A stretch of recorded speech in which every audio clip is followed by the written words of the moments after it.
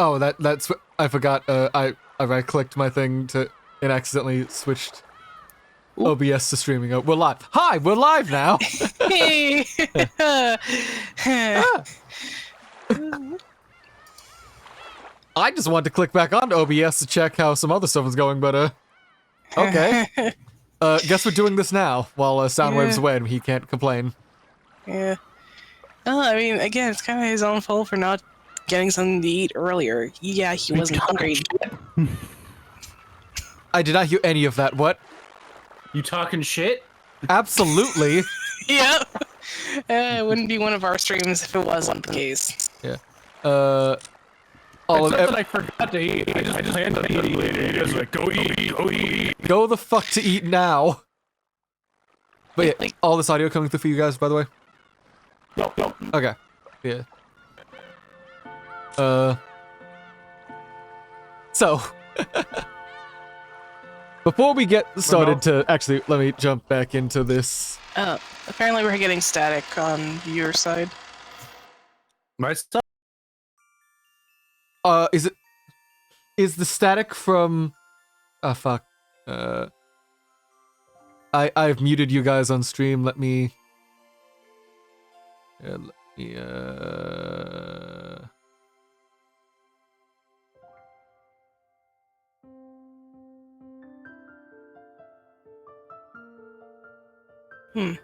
Are they better now? Question I'm mark? wondering that myself. My mouth is full of tuna. What the Again, fuck? professional. Huh. Yeah, very professional. What the... Why are you guys suddenly getting static for this? Like... It happened last stream, didn't it? Yeah, it didn't... That was also the stream I did try out the new... What was it? The OBS, like, capture audio from a program only. So that might be, like, part of why, like, it's in beta. Hmm. But if the audio is better now, which I can just listen in on my own self. Say something, y'all. Yeah, just... Again, a little My weird. mouth is still full of food. Not as much since you're talking. Okay. It I shoved sounds... it all into my cheek like a fucking squirrel.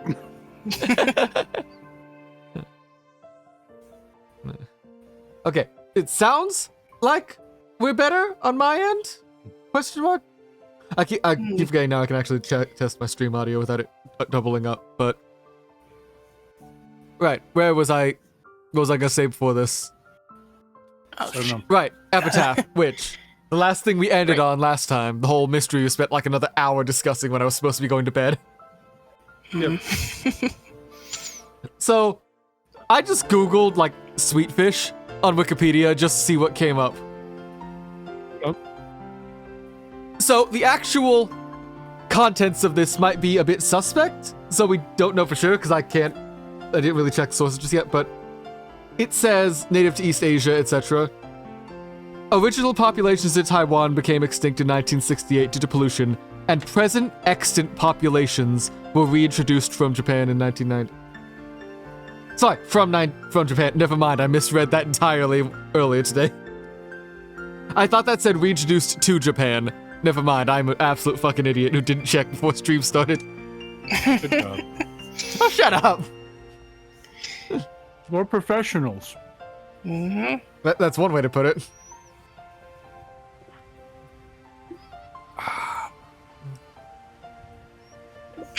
So, since we've been bouncing around for the past 5 minutes, how are you all doing today so far? Pretty good. I just speed ran a tuna sandwich, so...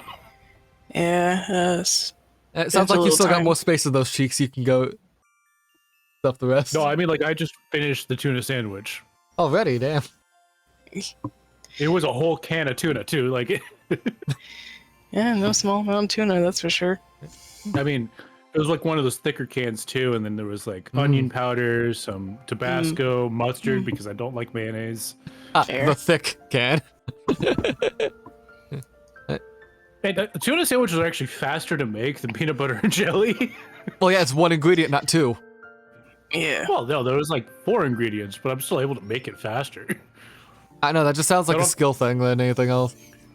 There's no spreading involved. And like, especially since we only have chunky peanut butter in the house right now, so like, that I'm not a big fan of chunky peanut butter for sandwiches.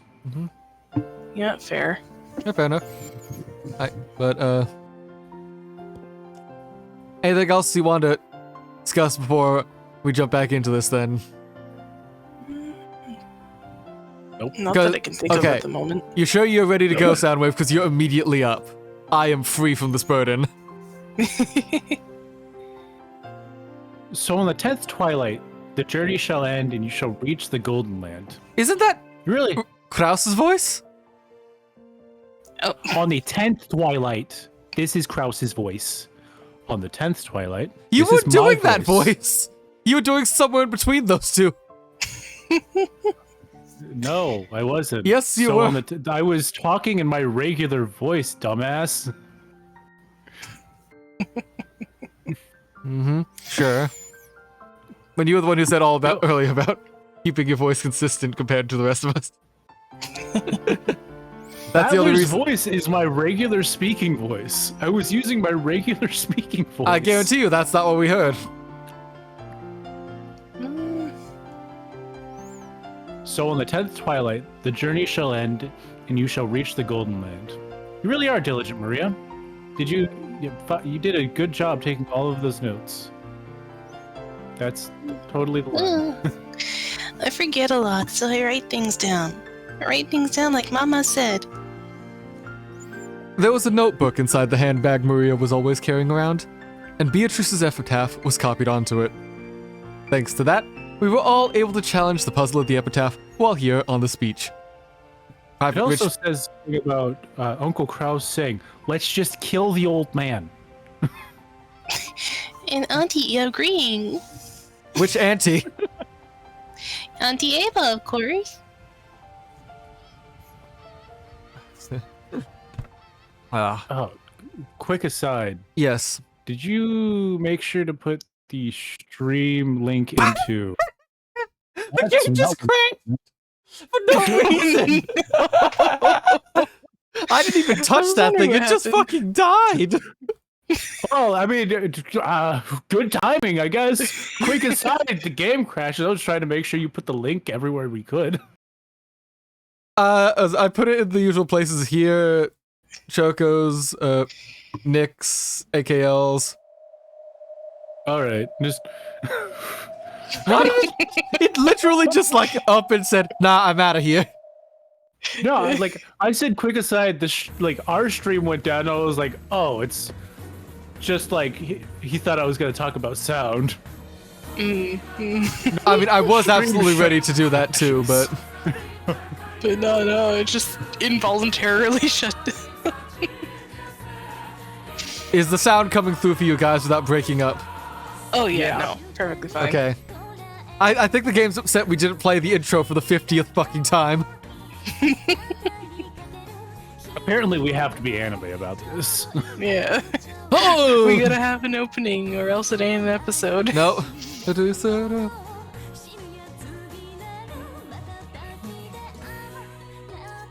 Oh wait, Jessica has to do an idol concert, if that's any of that was an example, so Oh. have fun. Well, good thing Jessica's my regular speaking voice then. Yeah. Welcome to the reason why I made Battler my regular speaking voice.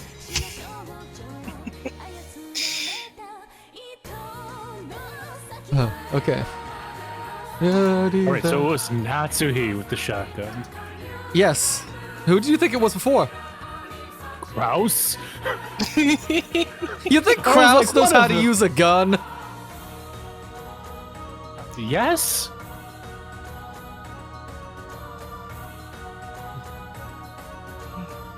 Oh, he did? Oh, no, wait, no. That was still the other brother. Rudolph. Rudolph, yeah. That was Rudolph. The same shotgun, too. Heh. And apparently everyone just bitches about who gets the shotgun this time. That is a sit-up Natsuhi, redeem. have you seen my shotgun?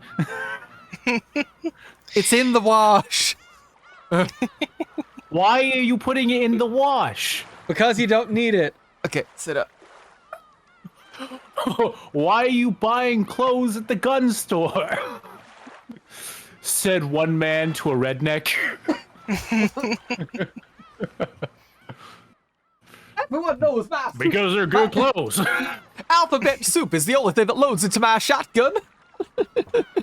And I've almost got all the vowels. No, we're not seeing this again. Stop it.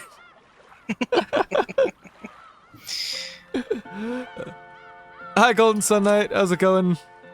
Oh, congrats on getting Oki to altar. I also got Oki to altar. Yeah? On the only 30 courts I had, too.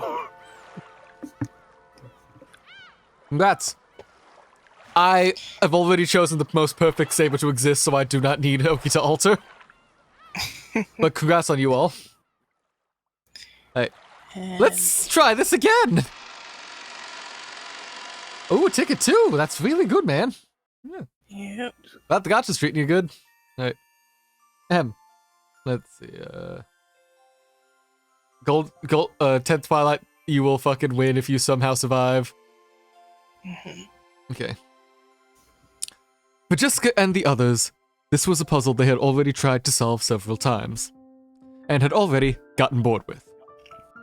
But it was a first for me, and I was so excited that I couldn't stop. It really tickled my male sense of romance. It's a man's romance. Why am I bricked up over this? No. Why am I bricked up over Grandpa's side hub? Grandpa's bricked up over her too. Well, he would be. Let's start with the first line. Behold, the sweet fish river running through my beloved home of old. Where's grandfather's old home again? I heard that. Before the war, the Ushiro Miya family had a mansion near Odawara. So that said, you'd want to know about a sweet fish river that flows through Odawara, right? So they're already going through all the stuff we already discussed last week.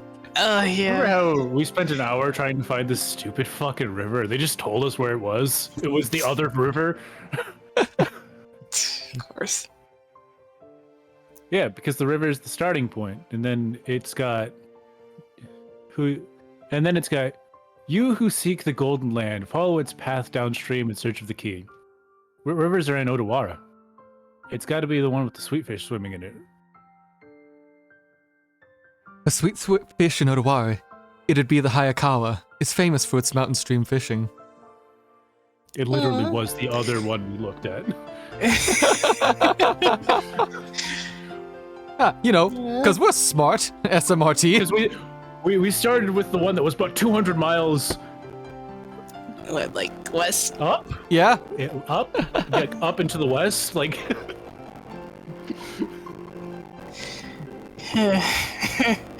Anyways. I hate fish. Unbased.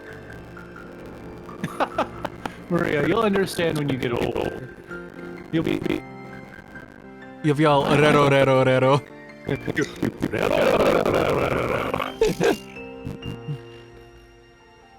Your Swiss like a liar. Salty roast sweet fish, yummy. Even though we just ate, I'm getting hungry again. Shall I bring you some biscuits? Now, are they biscuits or are they cookies? Because that changes my answer. Huh? Oh, sorry, that's not what I meant. Don't mind me. Shanan-chan, who didn't have any free afternoon chores for a while, was faithfully keeping us company. I would have thought that, as a servant, accompanying us would force her to take care of us and tire her out. But it seems that wasn't so in her case. To the contrary, it seemed like she was having fun joining in on the conversation with people of a similar age. When I asked, she told me she was a live-in worker, so normally the only person close in her age to her was Jessica. I get it, that must be pretty wearisome. Alright, so I get that the sweet fish-filled river near Odawara is the Hayakawa. In that case, we have to go down it. Let me redo that. Alright, so I get that the sweet fish river near Odawara is the Hayakawa. In that case, we have to go down it. Don't you find anything if you head down the river? If you follow it downstream, you'll arrive in the ocean. Of course, you reach the mouth of the river. And then the third line of the epitaph was, as you travel down it, you will see a village. By the way, since long ago, the mouths of rivers have generally been key points for transportation. Large cities tend to be built there. That'd be the next checkpoint. What we looked at. Yeah. Literally. After looking at the wrong river for half an hour. Sometimes you gotta be thorough, you know? Sometimes you just gotta play the fucking game, Case. Shut the fuck up. Hey, we were going off of your all's guesses, and you were telling me which river to go to. I already finished this literally looked up episode. Sweetfish River. Yeah, so did I, and I looked up the same thing, and we got that river too. That's a pretty good theory. Just like you imagine, in ancient times, there was a very prosperous old city there. That's where Odawara Castle is. Ah, I think I might have gone to Odawara Castle on the field trip once. It really was a wonderful castle. Yeah, I went to Odawara Castle too. Even though I live in a Western-style house, it sure is true that Japanese people feel calmer with Japanese style. Oh, I think castles are boring. Theme parks are better. Ooh. Then do I have a... Fuck yourself, kid. Go fuck yourself, kid. Castles are awesome. Wow, you somehow went muffled and distorted at the same time. That was because I brought the mic so close to my face, it just started, peaking. That was the point. That was the effect I was going for. No, normally I see when stuff like that, distorted stuff, it's either fully muffled or fully distorted, yet somehow, on my end at least, you got both. That was more what I was impressed by. Yeah. Yeah.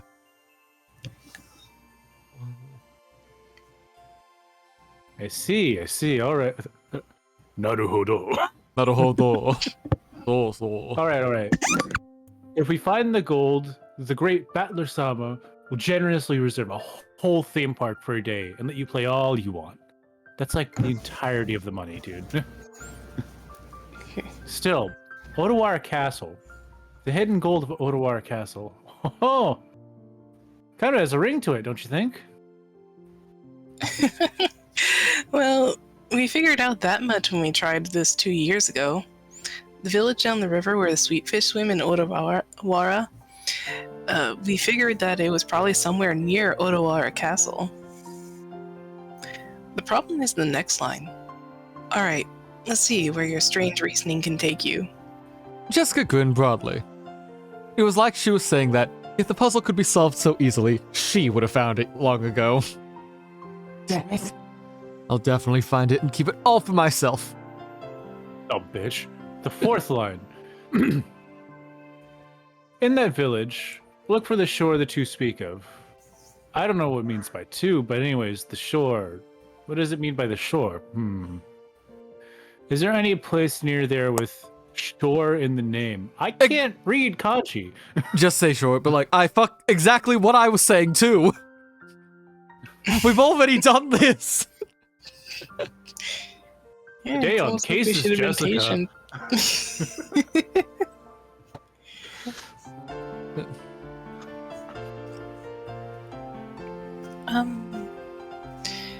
I've heard that there is a place called Sega Kishi Sogakishi. in Odawara. Sogakishi. Oh, sorry, Soga. Sorry. Well, I want to say Furigana, but it's not exactly accurate. The Ruby It's so text? small that I thought it was E instead of O. Anyways. Pardon, no. I'll just try that. Huh? One more time. But I have heard that there is a place called Soga Kishi in Odawara. There we go.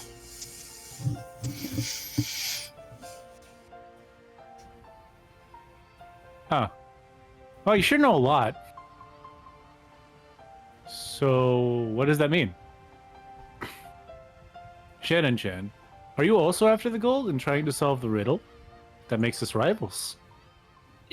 It's not like I'm interested in the gold. It's just that George-sama told me about it before. That's because we reached the same conclusion 2 years ago. We even went and laid out a map and looked it up. Today on, again, I am Jessica. We've done this shit. All right. So I'm gonna bring up something that's really funny to me. I don't think it's gonna be funny to a lot of other people. What if we've just been saying George's name wrong the entire time? His name's Jorge.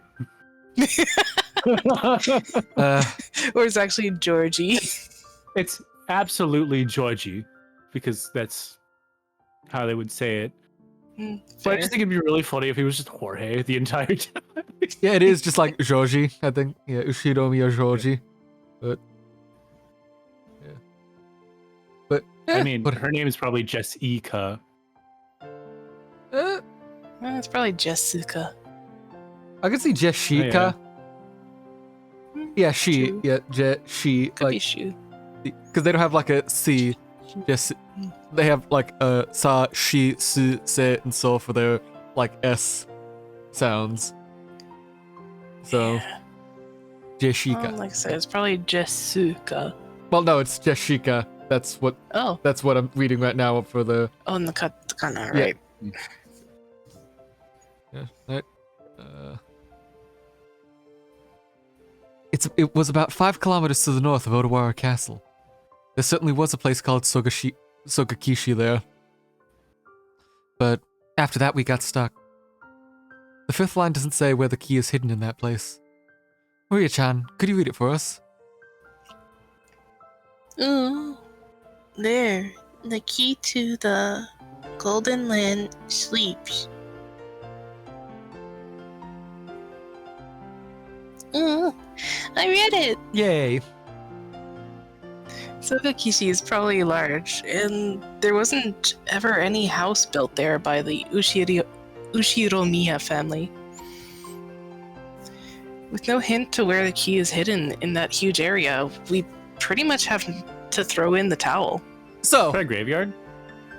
maybe. But part of why I was like initially thinking based off like misreading the Sweetfish Wikipedia pages, we could be thinking about this all wrong, and like, he is not from Odawara, he's a branch family, therefore, either other parts of Japan or other places that have like similar like kanji, so it might have been China, might have been Taiwan, other places that have like Sweetfish, so maybe even Korea, but like that same part of like, that expands us out to like East Asia and cuts off at least Odawara from our search path. Yeah. And I still think, like, since it's Japanese, they'll probably do, like, China or Taiwan for, like, the wordplay with Japanese inherently, so... Now we've just got an entire, like, one of the largest countries on the world, and an island, alongside Yeah. Japan. No Well, pressure. China's only people large. China itself is actually not that big. It's still, it's at least the size of the US, which is still one of the bigger... It's decently large, but it's not the biggest. I said one of, I know Russia exists.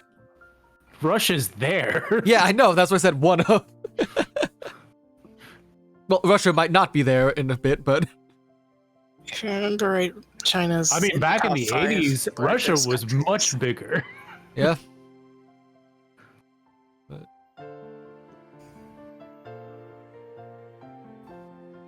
You're right.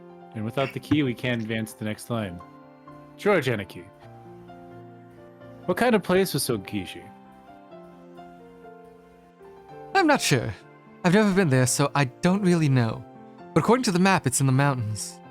I'm pretty sure it was at the base of Mount Asama. Huh. Something doesn't sit right with me here. Aren't puzzles for hiding the place of treasure meant to be a bit more exact than this? I get the feeling we're barking up the wrong tree with Sogakishi. I don't know about that. Sogakishi looks suspicious to me. There must be some house there that we just don't know about, that grandfather lived in when he was a kid. I mean, the first line did go on about his beloved home of old. Shannon grandfather... sorry, I'm reading this wrong.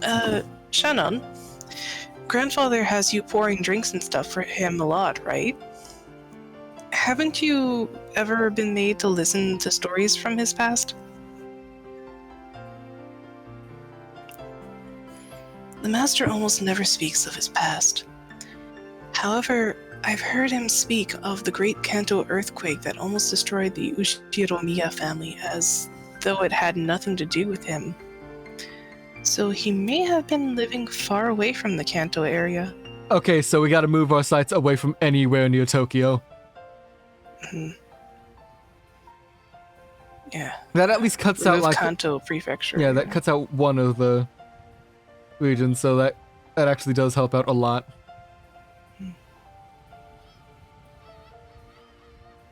The Ushiromiya main family may have been living in Odawara, but the branch families probably weren't limited to that. Grandfather often called himself a branch of a branch family, and the least connected to succession, after all. So in other words, the beloved home of old might not even be Odawara at all. I've never even asked about grandfather's old home, and he probably wouldn't give it away if I did. If the so-called beloved home of old isn't referring to the Ushiromiya family's roots, then the Odawara theory is wrong from the beginning. Of course, this doesn't remove the possibility that it was Sogakishi. For example, he might have lived in Odawara when he was very young, but then moved far away later. I don't get what you're talking about. Maria had been completely left out of this conversation, and as such, she now sat, puffing her cheeks out in boredom. Well, basically, if we can't decide where to start for our golden game of shoots and well, basically, if we can't decide where the start is for our golden game of shoots and ladders, we can't even begin to play. But wait. In the first 5 lines, the thing we're searching for is a key, right? You can't enter a door without a key just by... You can't enter a door without a key just by busting through it. Can't we throw away the first 5 lines and start figuring out the rest? Oh, I hadn't thought of that. That does sound like something a drug addict would do, Mr. I do my roids. To be fair, I, as somebody who doesn't do steroids, you bring a sledgehammer, there's not a whole lot of doors that you can't bust down. Yeah, that's fair. Oh, We'll see about that, I'm sure. Yeah. This has to be stupidly complex for a reason. Yep, and for all Bring we the know, it could be dynamite. metaphorical. Anyways. Natsuhi, have you seen my dynamite? You used it all in building the hotel. No, the spare dynamite. I think I saw Maria playing with it in the garden. Oh, God.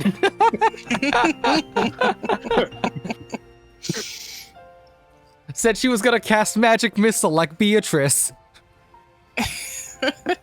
Oh, God, magic missile never misses. Loud explosion in the back, screaming terror. I think magic missile beat her AC. Maria walks in perfectly fine. Maria, what happened to the rest of your cousins?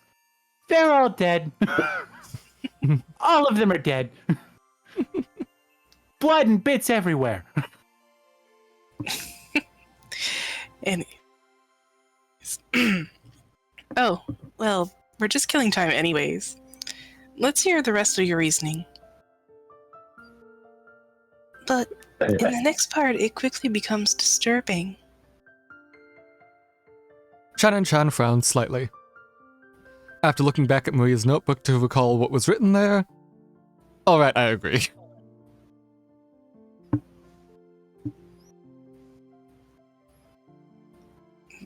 Soundwave? On the first twilight, sacrifice the 6 chosen by the key. It sure does get horrible quickly. On the second twilight, it says to tear apart the 2 who are close. does that mean to make them break off their romance? Or literally tear them apart? I don't know, but either way, it's pretty disgusting. You know, I didn't consider that. I didn't consider the other implication of it. I was like, oh yeah, they're just gonna die. Even if we ignore the meaning of that second line, on the first twilight it's 6 people, and on the fourth twilight it's 5 people. So at least 11 people will become 4th through 8th twilights. It's 5 people, so at least 11 people will become sacrifices. Second verse, same as the first. We know. Sacrifices to revive Beatrice. That's a terrifying thing for a child to say. I see. Sacrifices to bring back the witch. I guess you can take it that way. As a result, the witch revives on the 9th night, twilight. That last part is glorious. Oh, on the 9th night, the witch revives, and none shall be left alive. So, everyone dies in the end anyway? And then it's got the goal finally being reached on the 10th twilight that follows. Not sure how anyone shall reach the Golden Land if everyone's dead. I mean, we are Christian. Are we though? We are Japanese. So almost assuredly not. It seems to allow for different interpretations as to whether or not the traveler who holds the key would be included in the none shall be left alive part. Excuse me. But there's something pretty interesting written at the end. Lines about how after reaching the goal, 4 treasures will be given by the witch. One shall be all the gold. The problem is the next one. It says that she'll resurrect all the dead people's souls, right? Doesn't it seem like this refers to everyone that died in the earlier lines? If you put it like that, the next one, the part about even reviving the love they possessed, might be referring to the pair torn apart on the 2nd twilight. That's right. And the 4th one refers to the 9th twilight. The 4th treasure is putting the witch, revived on the 9th twilight, back to sleep again. If we interpret it favorably, it's hectic with people dying and being broken up, but it's all made well in the end. The awakened witch once again sleeps, and all that is left is plenty of gold. The witch must have the witch must have her hands full with all this killing, reviving, breaking up, and reuniting people. Not to mention waking up and sleeping. Oh well. Just when the tale of the hidden goal is getting interesting, as soon as the witch's story is tied in, it gets pretty shady. No kidding. I laughed along with Jessica. After all, a witch was just ridiculous. Of course, once we started laughing like that, Maria, who believed in witches, got upset. Witches are awesome. They can do anything with magic. Even kill. Even bring back to life. Even give love. Even take it. That's disturbing for a 6-year-old to say. Well, She's 9 10. 9 or 10 or something. 9. 9. Yeah. Yes. Witches can also bite the head off of a girl. Oh, yeah. Especially if they think If you the head know what looks I'm like talking cheese. about, you know what I'm talking about. I'm surprised you're making that joke when you hate magical girl shows. I watched the first 3 episodes, then it was like, wow, this got boring. I stopped watching.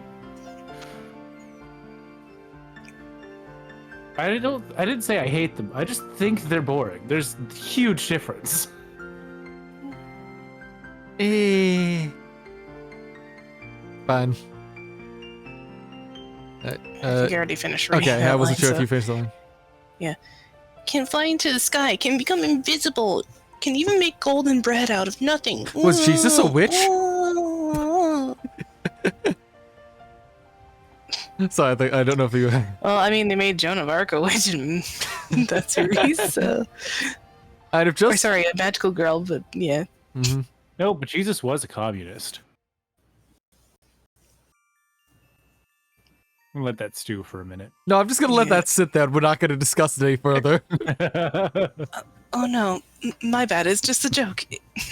Jessica apologized, sticking out her tongue, but Maria didn't accept it. She grabbed her notebook back out of my hands and, opening to other pages, tried to prove that witches existed. Those pages had colored illustrations of witches drawn on them, and conveyed the fantastical image Maria had of witches as well. Oh, is that Medea? They were not depicted as the normal sinister, crooked-nosed hags flying around on brooms, but as dreamlike people with mysterious powers, who could do anything and wore beautiful dresses. Oh, Circe. Just what you'd expect from an imaginative young girl. Dancing through the sky, crossing a rainbow, dancing around all night with magical teacups and teapots that would never get empty no matter how much you poured out of them. With a flourish of their wands, the stars in the sky would become candy and pour down, and flowers that produced sweets would bud by the roadside. To Maria, witches were the sole thing that could give form to the magical dreams that had so captivated her. The last thing enriching her reality, which revealed more and more of its bland nature to her with every inch she grew. That was why Maria believed in witches. She didn't want that dream to be insulted. And, for that reason, nor did she want the epitaph, which affirmed the existence of witches, to be insulted. Because the witch Beatrice is Maria's dream.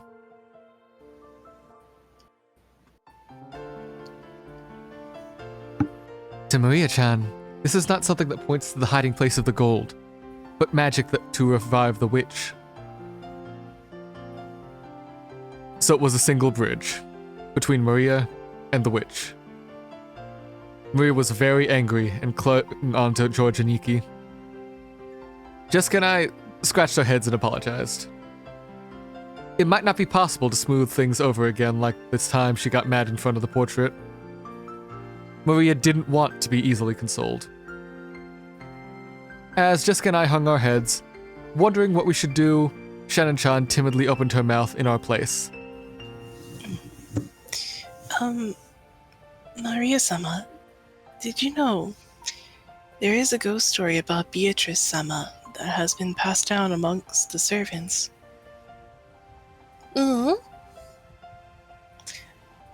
Yeah. Oh, yeah, that's right. Shannon, tell us about it. I don't really know, but it's apparently pretty famous amongst the servants. All three of you. 4 of you. What's this? A ghost story?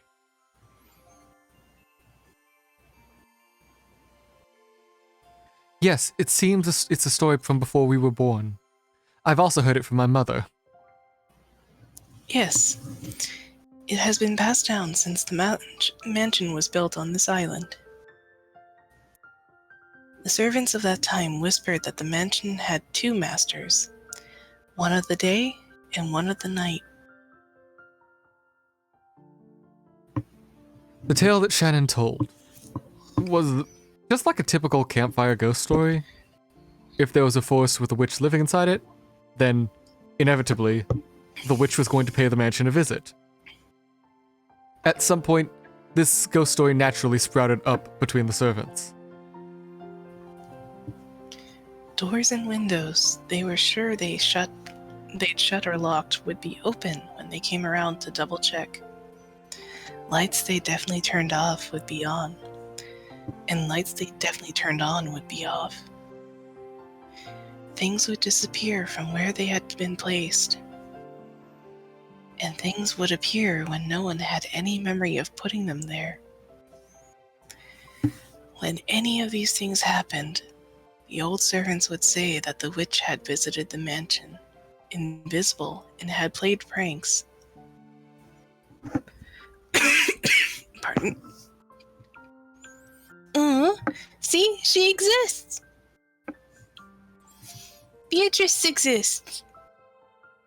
Yeah, she exists.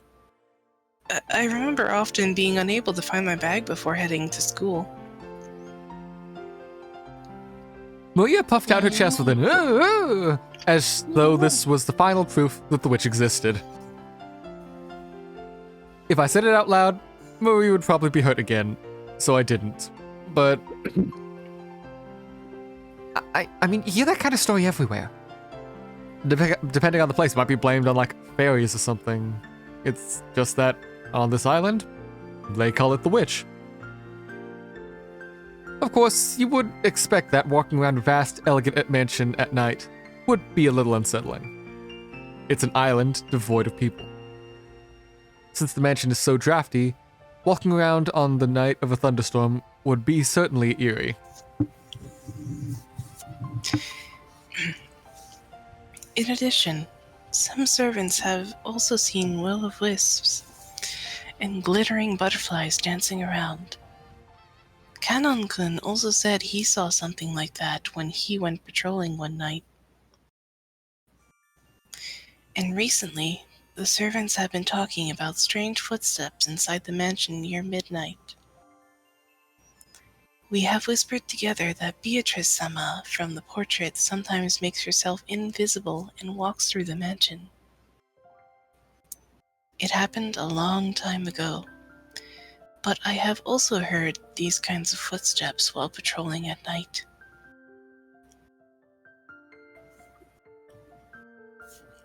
That's scary. Wait. That's you. But there's nothing to be afraid of, you know. Beatrice-sama is another ruler of this mansion, separate from the master. So she won't do anything bad as long as you respect her and don't act oddly afraid. However, she's fearsome if you don't respect her, right? Yes.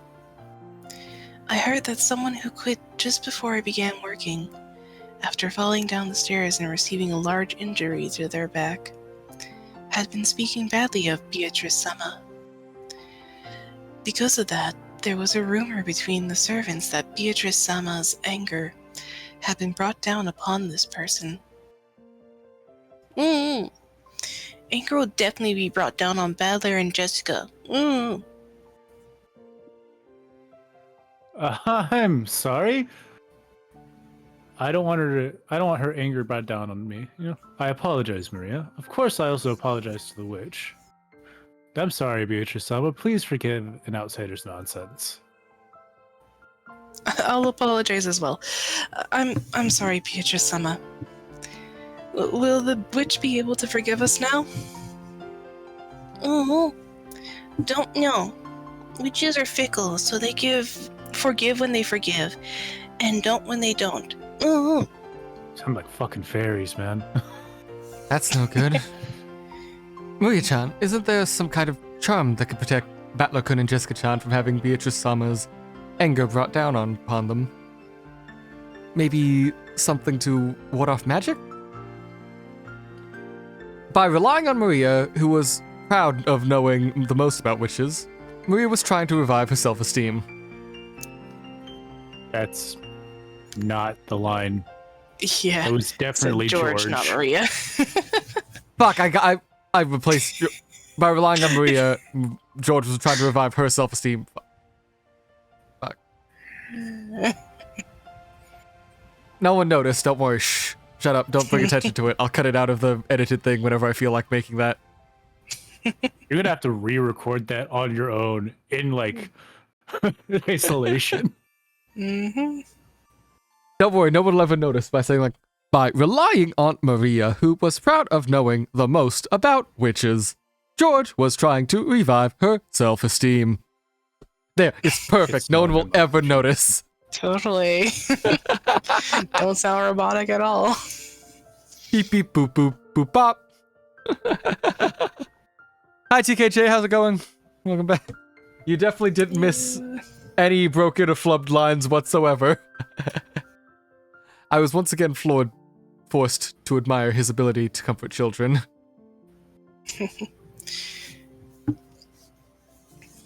After crossing her arms and pondering seriously as to whether there was some charm capable of protecting Jessica and myself from the witch's wrath, Maria began flipping through the pages of her handbook.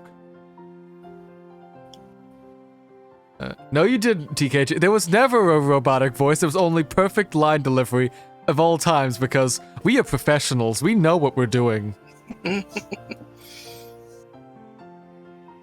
I had thought it was just a simple scribbled diary. But it turned out there were actually also many pages that looked like they'd come from a book on black magic.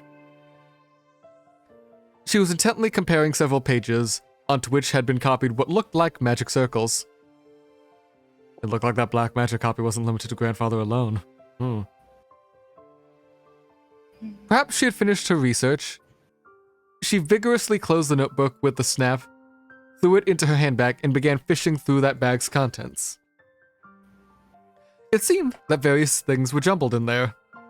For a while, she continued to take out various pieces of junk, although they were probably important magical items.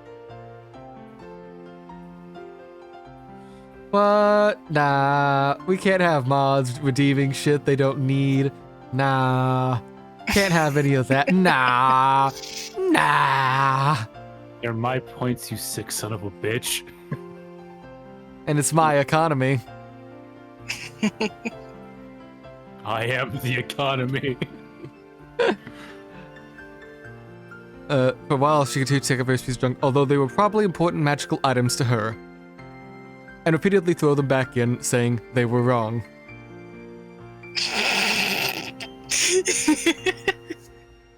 Your viewers are betraying you, Case. Say the line. I can't. I only redeemed your points. Like, we've refunded your points. I don't have any obligation.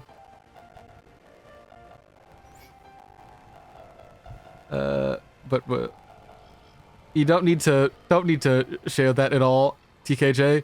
What? Nah. Wait, what the fuck? What? That's not me that's robot, that's you! What? Say something again. Wondering about this is the wrong because it's a clip from last time. Yeah. No, wait. Say something one more time, please. I'm trying to listen on the VOD. Hello. That's a clip from last time, Case. Yeah, no. You know, when we were actually experiencing mic troubles. Yeah. No, because for a second it sounded like I was hearing it again on the stream. That's why I'm not just asking like out of nowhere. I'm checking fair like enough. the feed I'm getting from Twitch. I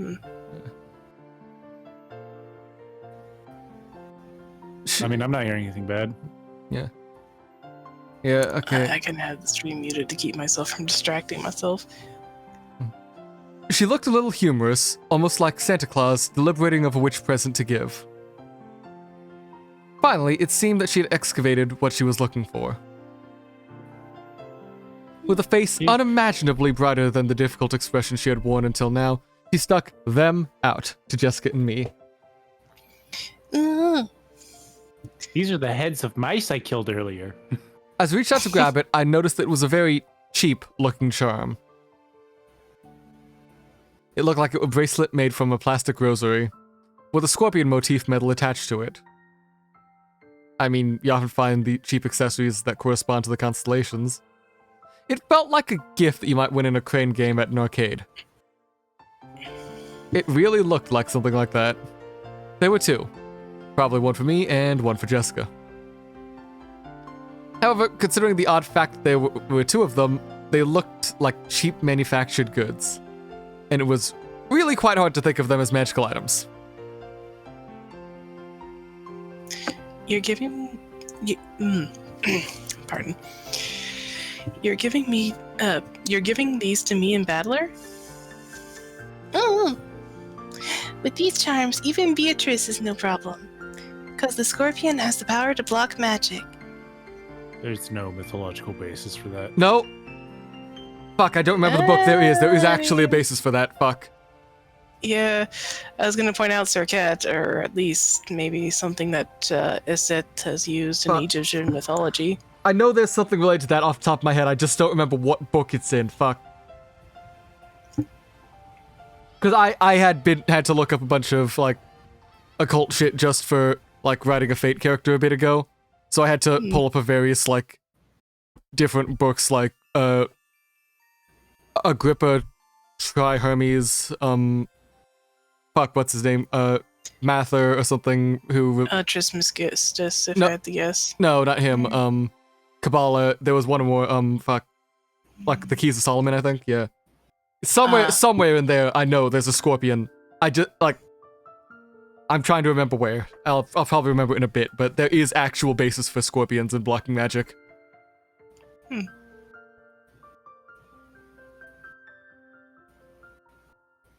Huh? Really? I didn't think scorpions could do that. Bandler doesn't believe.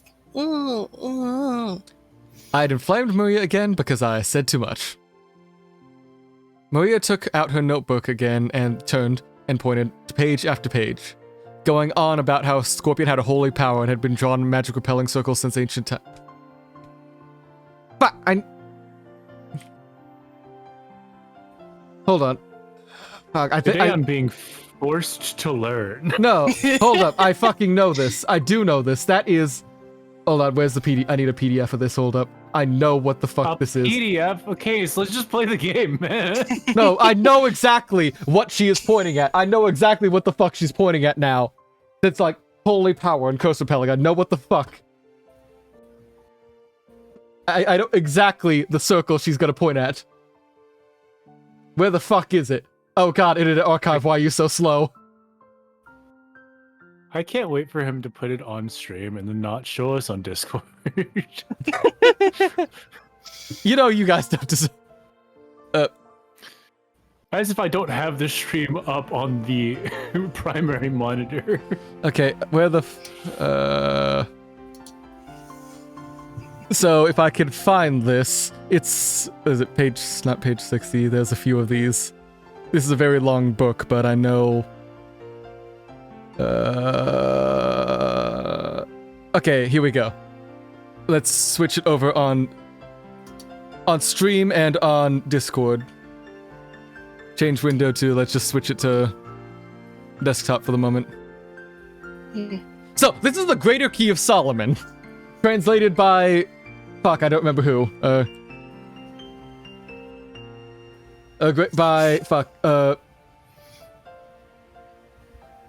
Amazon, help me out here. Samuel Mathers, that's it. But this is like supposed to be like magic circles and demon controlling shit that King Solomon learned and used during his time alive. Scorpion, magic circle, figure 29. The fifth pentacle of Mars. Write thou this pentacle upon the virgin parchment, because it's terrible unto demons, and at sight and aspect they will obey thee. They cannot resist their presence. Since scorpion around is the word from Psalm 13.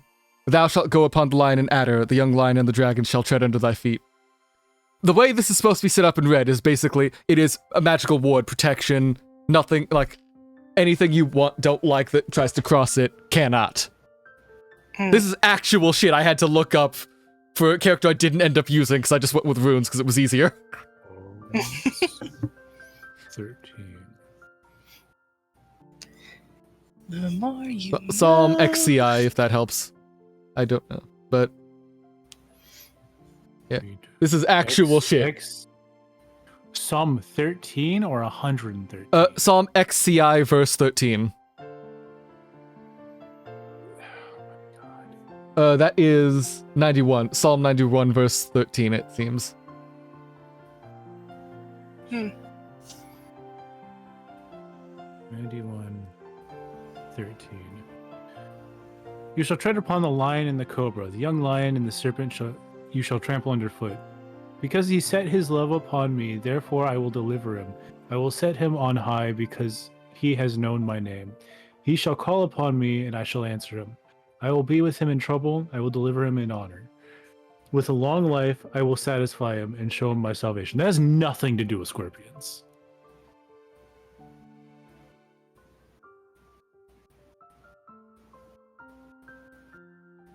The title of that psalm is Safety of Abiding in the Presence of God.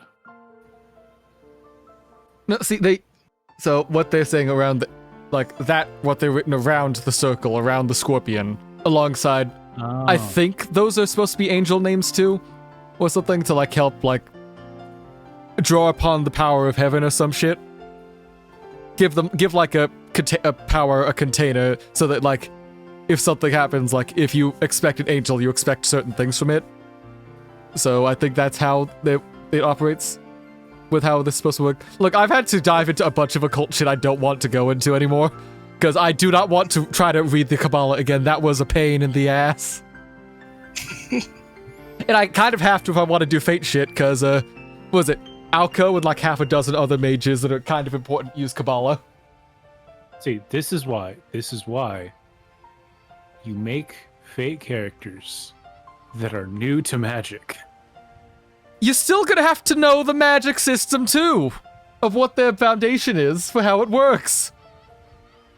You just don't use runes or Kabbalah. Runes are stupidly easy!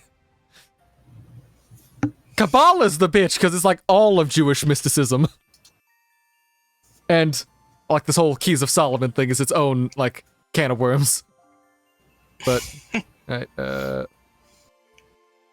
change Windows back. But I guarantee you, that's the one she's using. That's like on this or something, or what she's trying to pull off as like her bullshit excuse for scorpions in magic. Maria's secretly fluent in Hebrew. Well, it's a kid in hyperfixation, she probably would. Did you know the entire New Testament can be found in like a Hebrew version? It all came after that, right? Like with Not surprising, all things considered. Oh, no, it's also available on like the Bible app you can get on your phone. It's really cool. I don't think I have the Bible app anymore. I didn't even know there was a Bible app, but I shouldn't be surprised. You can get the Bible as a visual novel on Steam. There's several Bible apps. But yeah.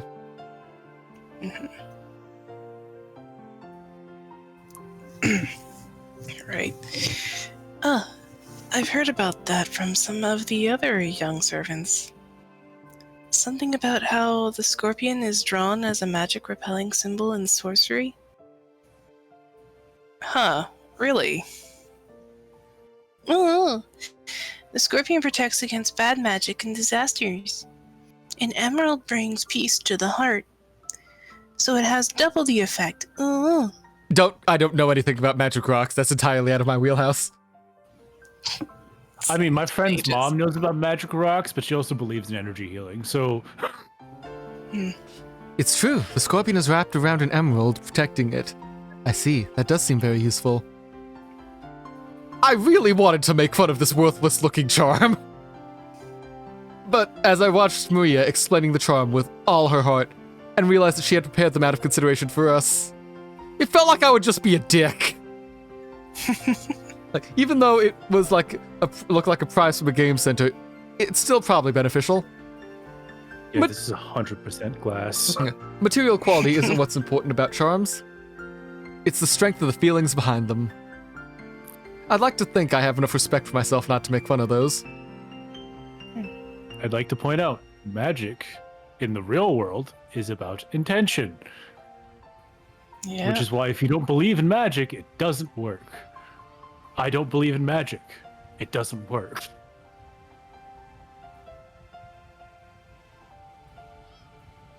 Basically, if you go out looking for like supernatural stuff, you're going to find supernatural stuff. If you don't believe in it, you're not going to find it. You know, I do kind of want to go ghost hunting one day, just because it seems like fun. Personally, I'd rather steer clear of the Appalachia. I'd steer clear of the Appalachians because it's dangerous to go there. Nah, Appalachia's not that bad. Probably. People die there every year. I know, just sounds like a skill issue. I've been up there, it's perfectly fine.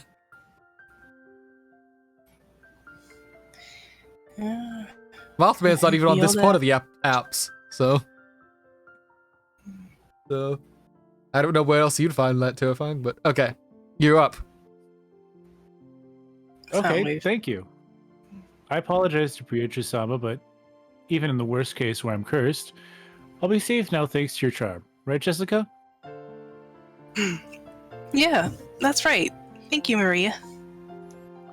Ooh, wear it on your arm when you want a peaceful heart. If you put it in your wallet, your money won't go down. If you hang it from a doorknob, bad things can't get in. A really useful charm. That shit stuffed in my wallet. I slapped that shit right on my roulette table, and damn, I got kicked out of a casino. They shot me in the head. Yeah, I Marcus- survived. Yeah. I got better. Yeah. I'm now on a mission of revenge. Through the irradiated wastelands of the Mojave. Do you got them spurs? They jingle, jingle, jingle. Okay, you know what song I can't stand that a lot of people really like? Johnny from that Guitar? radio? Johnny Guitar. I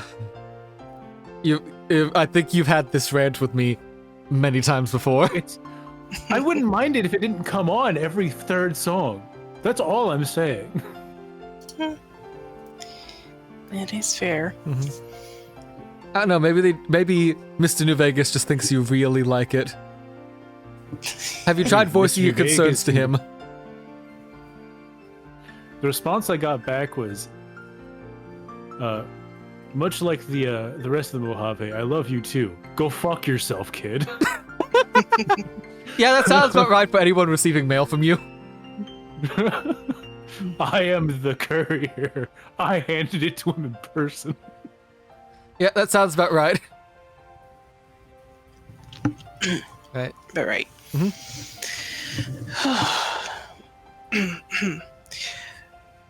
What an incredible effect. If it is a charm that Maria-sama can recommend with confidence, I am sure it will be reliable. As Shanan-chan tapped her hands together lightly, Maria stuck out her chest. She was completely cheered up again. If it would keep her in this good a mood, it would probably be worth it to let Maria lead the discussion for a while longer. When you think about it, she hadn't shared in our excitement when we talked about the gold's hidden location, so I think she had gotten a little bored. While eating the cookies Kumasawa-san had baked, Jessica and I asked Maria this and that about black magic. Hey, do these cookies taste like mackerel to you guys? Just a bit. You gonna eat that? No, it's mine. Maria happily chatted away in response to our questions. For each one, George Aniki and Shannon-chan would act surprised and agree with everything she said. The color of the clouds in the sky grew progressively heavier, but the cousins really enjoyed communicating freely after 1 year of separation. We were like 2.5 minutes away from an ad break. Alright. And this seems like it's about to do a scene change, so I think... Or like it's about to set up for a scene change, I guess, so... I think I might trigger one now, get myself more tea, and then we can get back, so... That sound good to you all?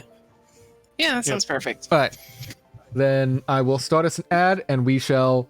I'm going to run for tea. Yep. Back in a bit. BRB.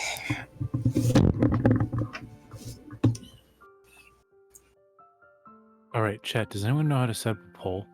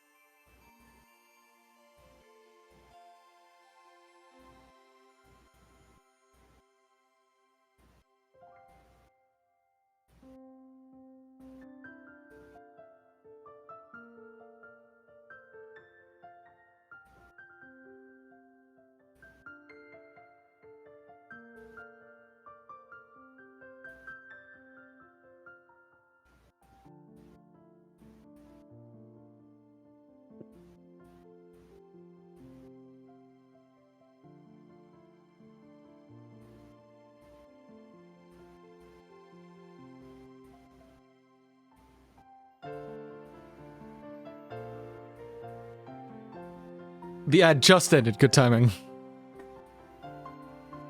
Yep. Velvet saying anything, or was her thing just lighting up? I think her thing is just lighting up. Okay. But... Alright. That needs to steep for a minute. Alright. We're back, and... I don't think Velvet's got a line for a minute, so we can give her a sec to get back. Did I just feel a drop in my forehead? Huh, you might have. As George Aniki rubbed his forehead, he looked up at the sky. Considering the color of the sky and the dampness of the air, raindrops could easily have started falling down at any moment. It also seemed like the wind had gotten a little stronger. Oh, there we go. Now Velvet's supposed to be up, so we just have to wait. Yep. Yeah.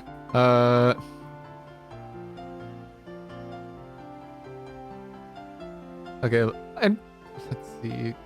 I can exit out of the Key of Solomon now, since I don't think we'll need that again. What the fuck is this?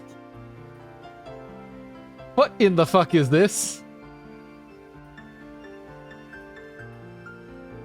Why are you running a poll? Who taught you how to run a poll? Google. How dare you? On my stream. Ow. Alright, what did I miss? Quick, Velvet, vote. Hmm. Vote in the Nothing to poll. worry about.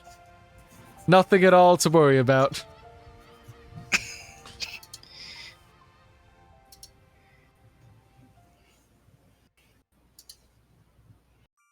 It's tragic that poll's gone and no one will ever see it. Utter tragedy.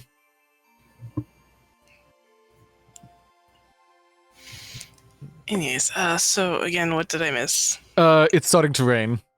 Ah. That's literally, it's like, did I feel rain? Well, it might have been raining. With like 6 lines of saying it's starting to rain. Okay, fair enough. I didn't feel a drop. I'm the only one. Ooh.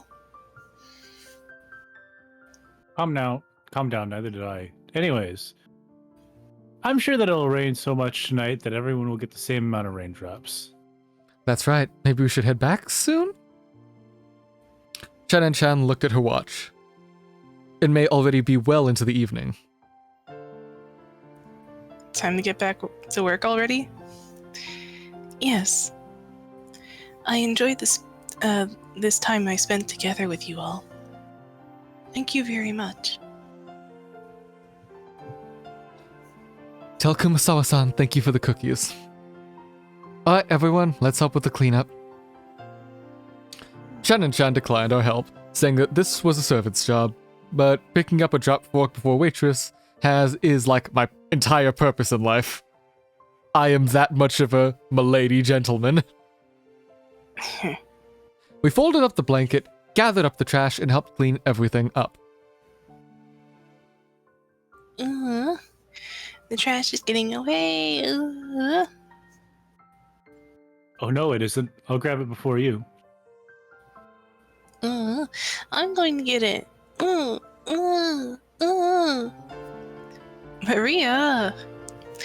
Don't get your shoes wet, you'll get in trouble. To Maria, chasing after some trash that the strong winds had sent flying was just like an extension of our playtime. By the time we finished cleaning up, the wind had started blowing very strongly. It looked like a good chance to head back. You all really helped me out. Thank you very much. It really looks like you're out of time. It's alright if you head back first. George Aniki perceived from her hurried appearance that very little of her free time was left. Kenji-san is very rigorous about time. If you aren't at the right place at the right time, he can be very strict. We'll see you later. Do your best with work. Yes. Then if you'll excuse me. After making a respectful bow, Chen and Chan hurried off in the direction of the rose garden. Okay, let's head back to the guest house. We can watch TV or something and relax a little. Ooh, watch TV. Watch TV. Ooh. Then it's decided. Let's all head back and watch TV together. Even Maria, who was still not tired of playing, agreed when she thought about watching TV. We headed up the stairs and returned to the rose garden.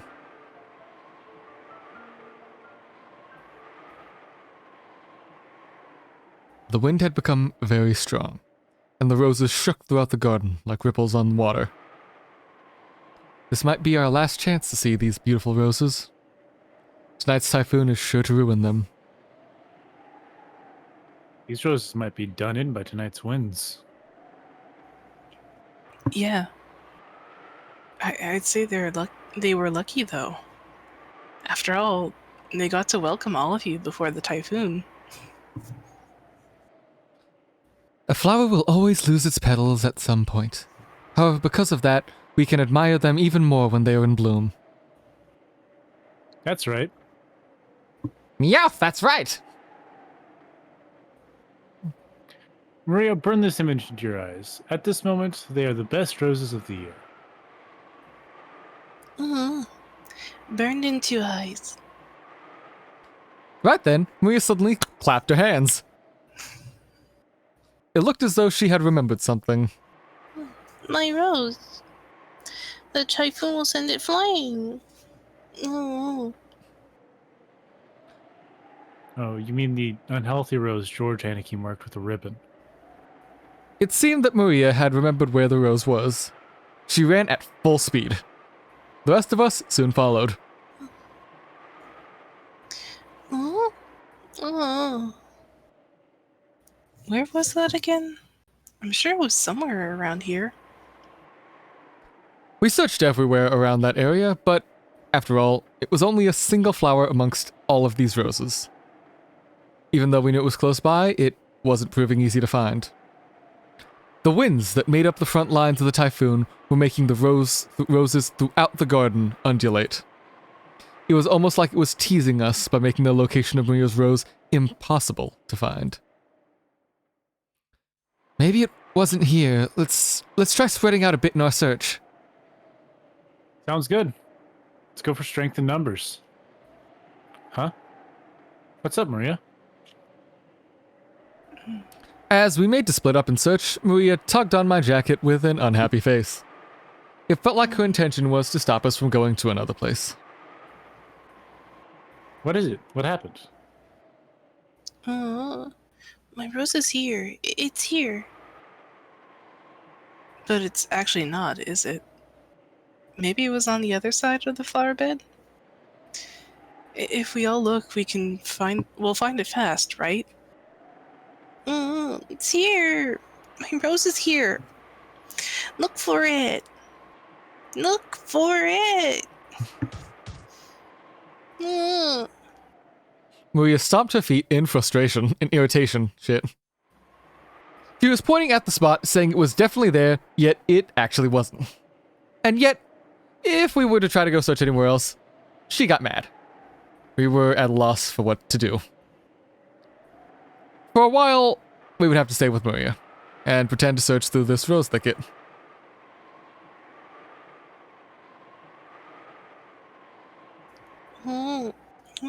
Not here. Not here. Not here. Maybe she's saying that it should be here, but it isn't? Maria became increasingly ill-tempered. Oh man, Maria's really losing her temper. Maria sometimes starts to really care about really pointless things. If she gets what she wants, that's alright. But You can't find something that isn't there. That's not good. Just as we were starting to despair for a way out of the situation, Maria shouted out loudly. Mama. In the direction she was waving her hand, Auntie Rose's figure was visible. Maybe she wanted to look at the garden one more time before the typhoon came? Or maybe she had some business at the guest house. Auntie Rosa was coming from the mansion. She quickly noticed her daughter's voice and came over. Oh my. What happened, everyone? Are you looking for something? Look for it! Mama, you look for my rose too! Your rose? We found an unhealthy rose around here and marked it. We tied a candy wrapper or something around it, right? But Maria, if I remember correctly, it was growing right in front and it really stood out, didn't it? Unless it grew legs and unless it grew legs and ran off somewhere, it must have been somewhere else. I need to stop myself from making the joke I wanted to say. That's very bad. I know what you want to say because I know how I fucked up the line. And we have the exact same sense of humor. Yeah. Are you just remembering it wrong? Case racist. No. I didn't know. It I'm is stopping here. myself. Therefore, I'm not.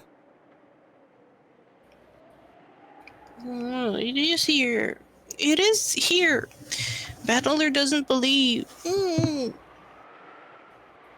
For the umpteenth time, will you please stop that ooh nonsense? Mama will look for it, so stay quiet. I was a little surprised to see Auntie Rosa, who I had only ever seen as gentle, get angry. Auntie Rosa began searching as well, so we went along with her for the time being. But we were already more than sure that it wasn't around here. And so, Auntie Rosa also realized, very quickly, that it wasn't here. The rose isn't here. Did you mistake this place for somewhere else? There are so many roses around. That's wrong. It is here. Mama doesn't believe. I do believe you. That's why I'm searching, but it isn't here. But it is here. It is here, but it isn't. Then someone must have ripped it out. Just stop whining like that. Who ripped out my rose? Ooh, give it back. Give it back.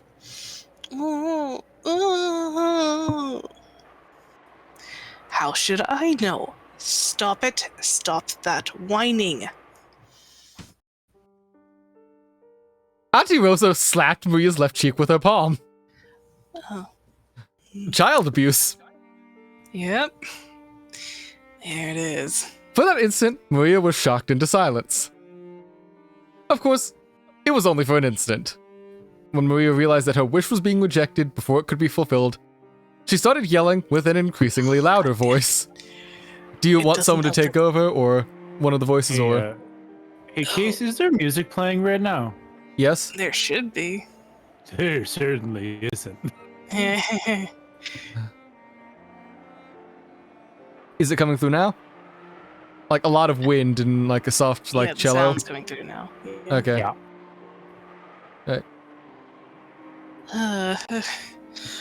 Sorry, I just didn't help that someone has gone to bed like a few minutes beforehand, so if I go any louder.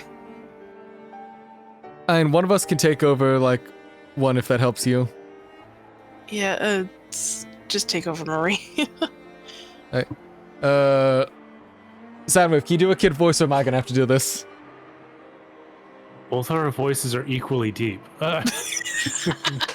And I'm probably the best bit, aren't I? My rose! My rose!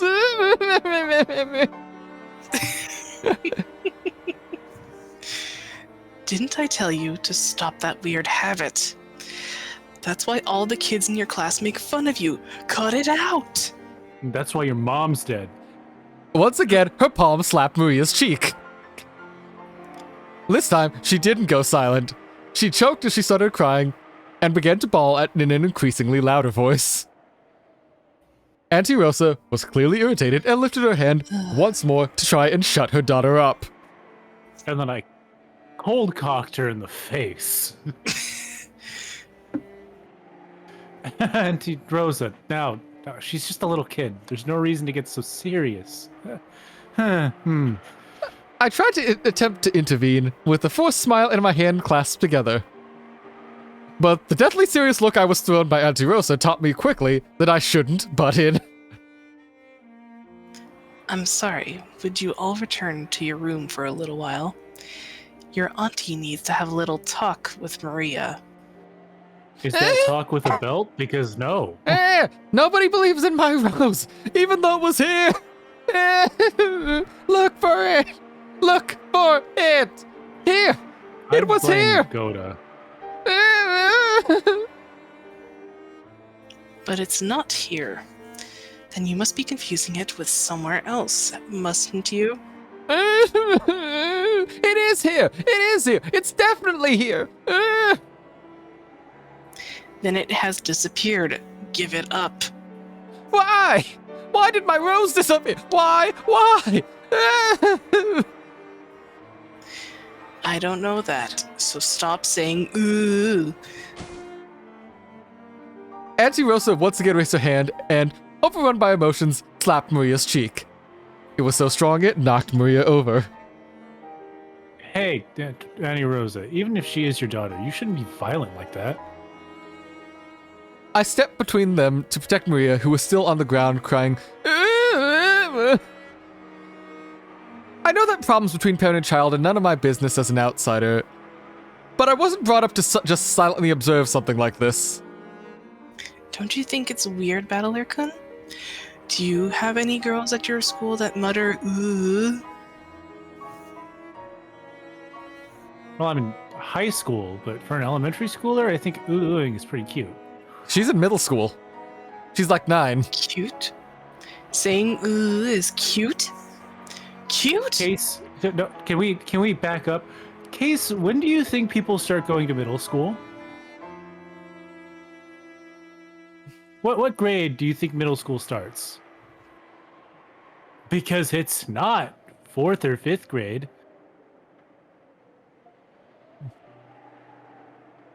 And it's certainly not 3rd grade.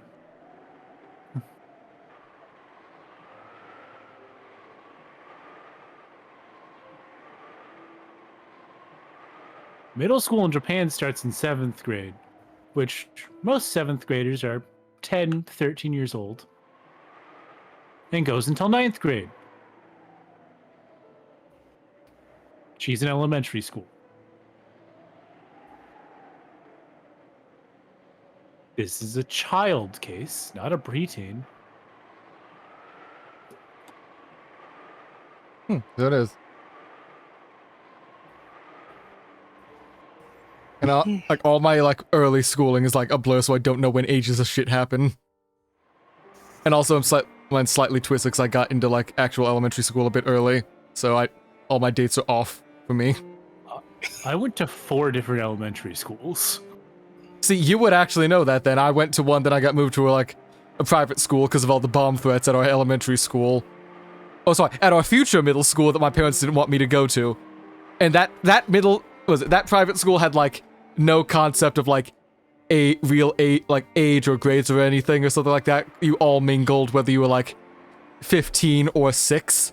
So that absolutely fucked up my idea of what age goes where. I started going to public school when I was in 3rd grade. Mm-hmm. Shit, I've been in public school since the beginning of my education. If it wasn't for zoning, keeping me in that, one public school that was, would have immediately sent me to bomb threat capital of, our little, school district, I probably would have stayed in public school as well. But, that was before, the school shootings were common, so bomb threats were actually taken seriously.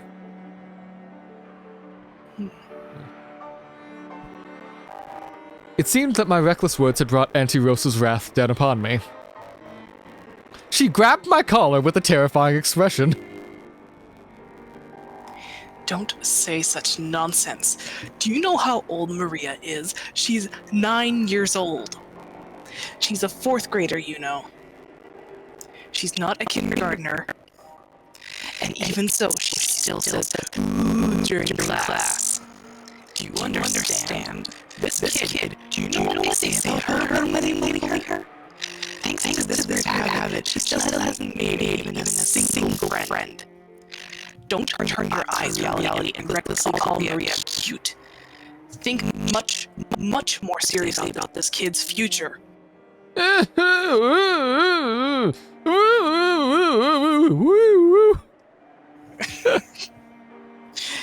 told you stop saying ooh. Didn't I tell you to stop it? If you hit that kid again, I'm gonna kill you. I'm gonna put that just out in the world. Well, she already hit her again. Like, as you were saying that. Auntie Rosa struck Maria's quivering head from which an increasingly unsatisfied voice was rising. I tried to stop her, but she thrust me away. My back collided with George and Iki.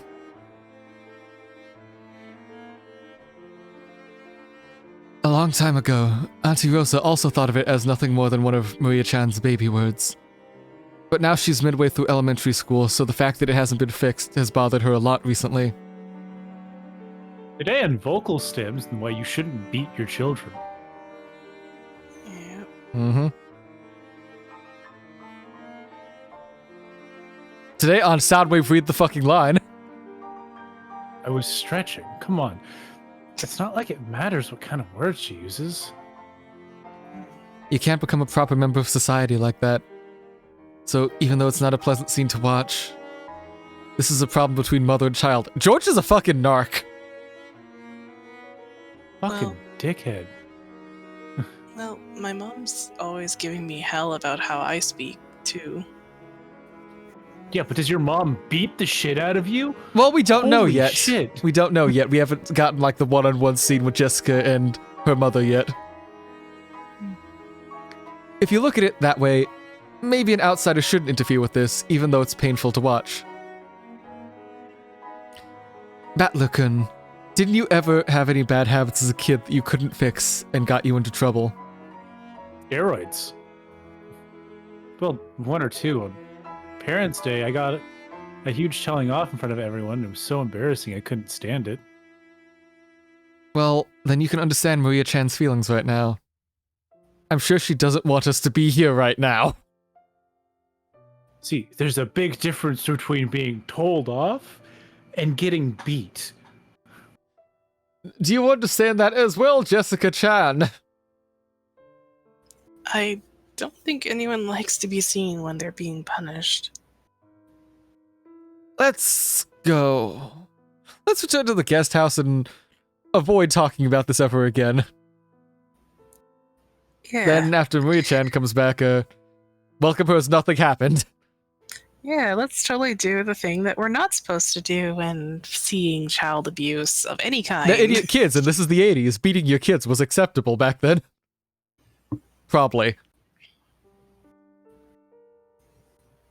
I don't remember at what point in time it became, like, unacceptable to, like, spank or beat your kids. Even though it should have always been. When we realized it was actually detrimental to their mental health to do that. Yeah, which probably puts it But- around mid to late 90s, give or take. There's a difference between punishment and discipline. Hitting your kid is always punishment. You should discipline your kids. Yes, they get in trouble when they do something wrong, but they should get in trouble, like, according to the thing they did wrong. Not just beat your kid because they have a vocal tick. This is completely unrelated, but this is just reminding me of at work during session and stuff. Like, one of the representatives literally just walked up in front of a committee and said, "You know why we're having all these school shootings? It's because we don't beat our kids enough again. My daddy always used to beat my ass for not..."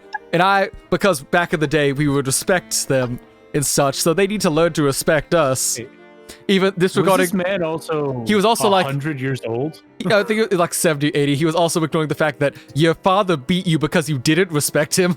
That's sort of like what their thought process was back in the day.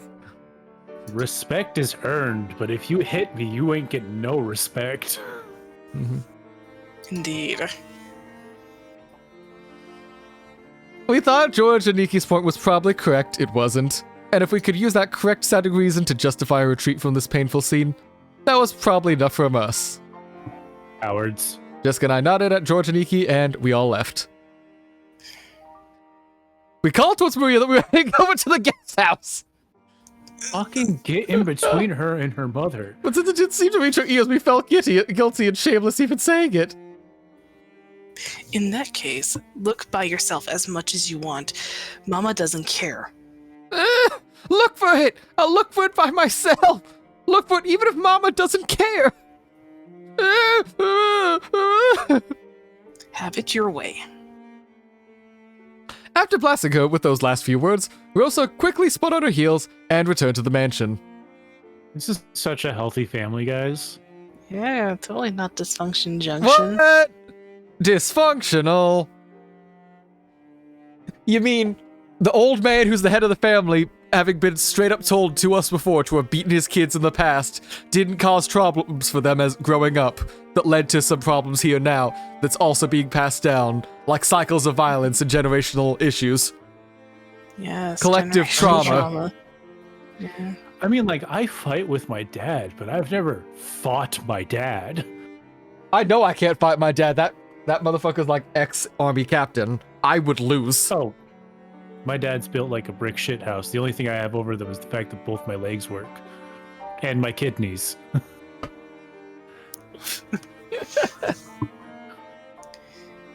Mia probably viewed that as a cold, hurtful gesture. But from Rosa's perspective, that was not her intention. It was because the hand which she had so emotionally struck Maria's cheek with was still numb. It was because if she stayed there screaming, she might again be taken over by her emotions and continue slapping her daughter's cheek over and over. Have you considered therapy? Again, Therapy this is in the 80s? What are you, a hippie? And the 80s in Japan, too. Yeah. Have you considered not bringing your daughter to the most stressful environment for you? I mean, Your husband's alive. yeah, he's just not here. Oh, wait, so the father's identity is unknown. So, but, like, there's a bit of a problem here, so we don't know if, like, the dad was able to take care of Maria and was just busy with other shit. Or he could be dead. Just leave her with her other. It's like there's so many other options than bringing a 9-year-old to the most stressful with her function other of the year. grandparents. You mean, like, yeah. I mean, that entirely depends on the condition of, like, what Rosa's relationship with the husband is. He could have just fucking bailed on her and been a deadbeat dad. In which case, he wouldn't be able to, like, drop her off with, like, the other grandparents. And the grandmother's, her grandmother is dead. As mother, so, like, I don't want her to be Get a here any more than babysitter? it, but, like...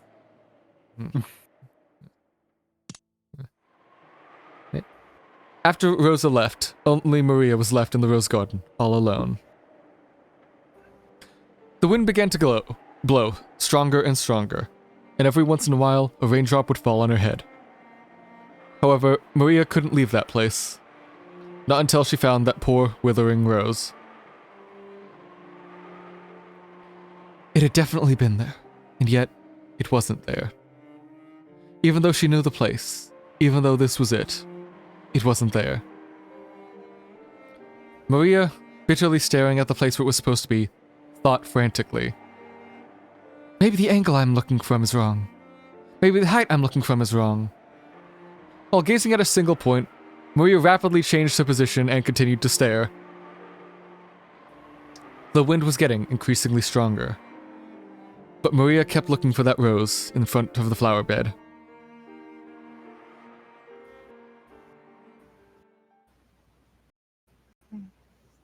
Scene change. I am getting tea. I'm gonna, like, finish up my tea now that it's done steeping. Yep. Oh god, it's Kinzo. I'm gonna need this. Mm-hmm. Let's see. Alright, let's prepare to, like, to annihilate my throat once again.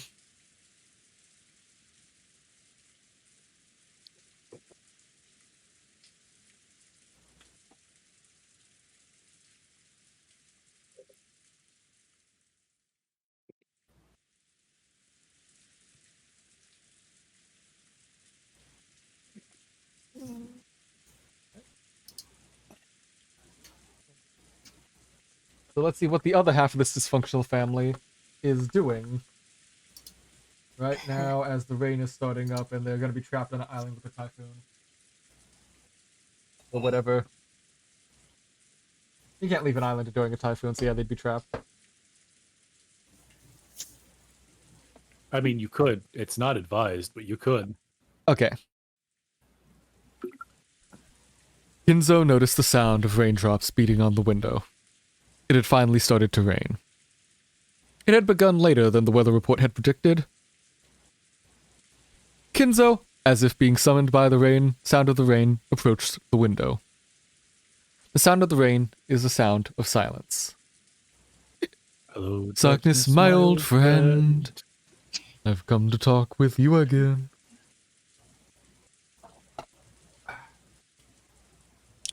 That sound feels quieter than any silence, and makes humans remember that, in the end, they are alone from when they are born to when they die. You're late, Beatrice. Were those words directed at the rainy sky? No one could be seen in the direction of Kinzo's gaze. So, shall we begin our banquet of miracles? In this very moment, this island has been cut off from the world. Now there are none who can interrupt my ritual. There are many fitting sacrifices for you. 4 of my children, 3 of their companions, 4 of my grandchildren, me and my guests and my servants. You may eat up as many as you please. The key of fate shall select the sacrifices in accordance with the demon's roulette. Can't escape from crossing fate. Right. Round 1. Wheel of If that Fate is roulette turning. chooses me, then even I will become your sacrifice. However, Hadouken! because of that, was it Chia's line like, Shining Dragon Fist? Oh god, like, the worst thing you could do the worst thing you could do in BB Tag is a Ruby Chie, no music, no sound effects, just their voices. In English dub. It's actually nightmarish. So I've heard. Because I will bet on that madness. I will definitely create a grand miracle. Come, devour as much as you wish. I will overcome that roulette. Yes, I'll put everything on the line. First, I will return headship of the Ushiromiya family. Take it! As Kinzo violently opened the window, he gripped the golden ring from his finger and forcefully threw it away. At that moment, thunder resounded, giving the illusion that the lightning had accepted the ring. And when you are resurrected, it will be me who stands there. I will live until the end and watch over you as you awaken. Now come, Beatrice. Welcome to my banquet. In exchange for all that I have created, show me a miracle one final time. Oh! Beatrice! All right, Ava. I'm just saying, we bust the door down, and we fire the gun. You bust missed. the door You down, hit we the camera, fire you the gun. dumbass. No witnesses. My guy, we need the camera crew if we want the show to work. You can't keep shooting the cameras. They're expendable. But it seems Demon's Roulette has begun.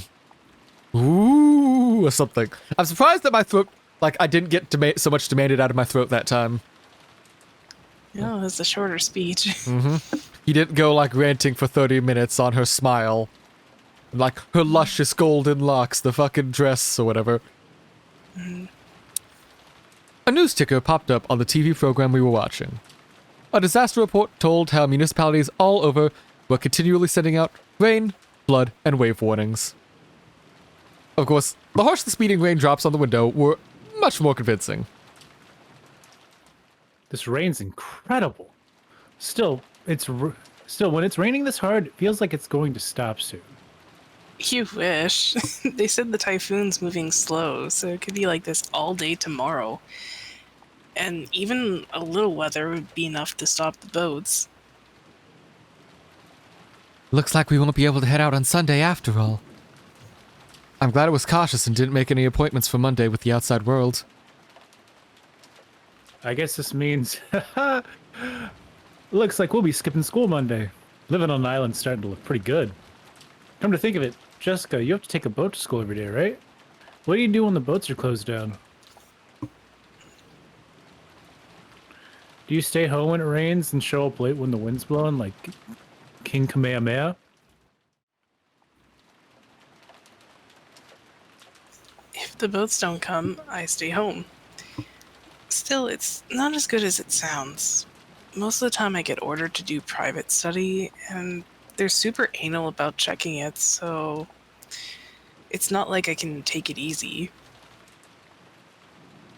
During the rainy season, when the weather stays bad for a long time, you must be forced to miss a bunch of days in a row. Yep, that happens. But then again, every single day I'll get a call from my homeroom teacher, sourly instructing me on what to study and what to turn in. He can't risk slacking off as easily as you're thinking, Batlakun. He has to follow the rules for people that travel to school by boat and get a good amount of studying done. It'd actually be easier to just go to school. In my own room, I get distracted and can't concentrate. Plus, being made to do nothing but workbooks for several days straight is really mentally stressful. When I'm ready for college, I really just want to go someplace with dorms and say goodbye and good riddance to this pain-in-the-ass island. Huh. So, by the way, what do you do when the weather's good in the morning, but it gets so bad on your way home that the boats are closed? Do you spend the night at school? That actually happens a lot. So they have some lodgings there for people who can't get back to the island. I stay over there. Sometimes when it gets really bad, I can't get back home for a few days at a time. If you look at it from the perspective of those people who have to go to school every day on a train packed to over 200% capacity, it's easy to irresponsibly think that going to school on a boat seems pretty interesting and fun. But it's actually hard work in a lot of ways.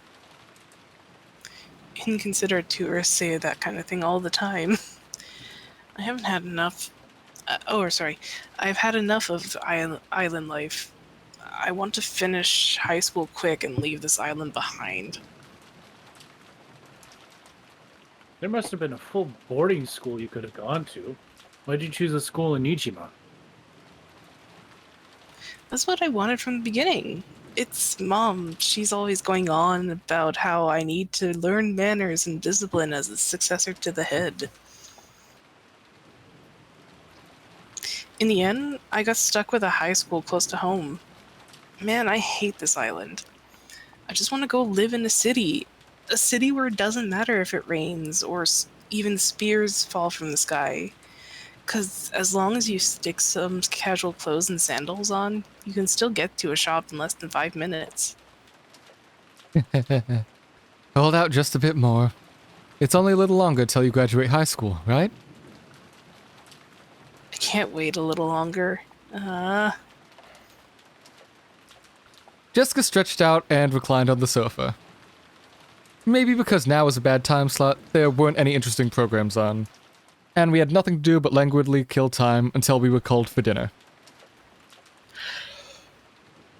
In the end, Maria had not returned to the cousin's room.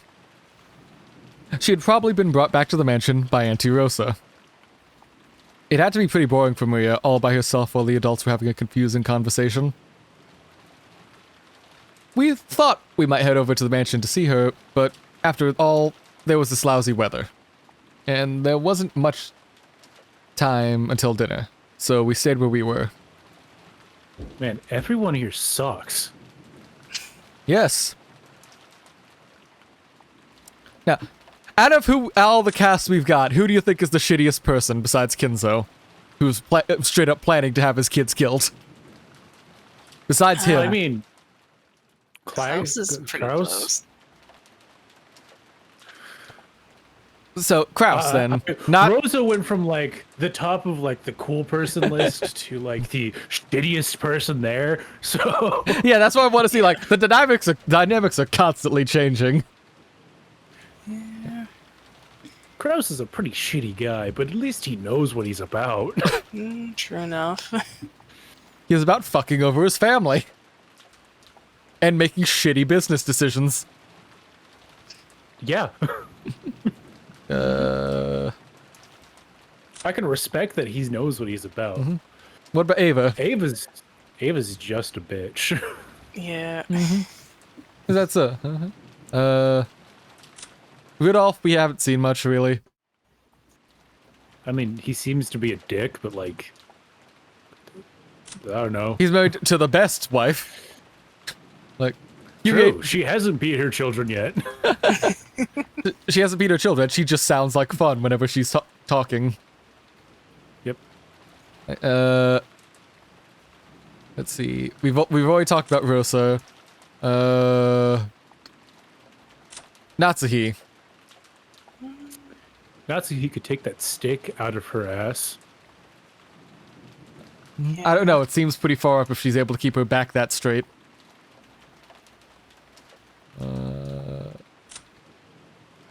Hideyoshi?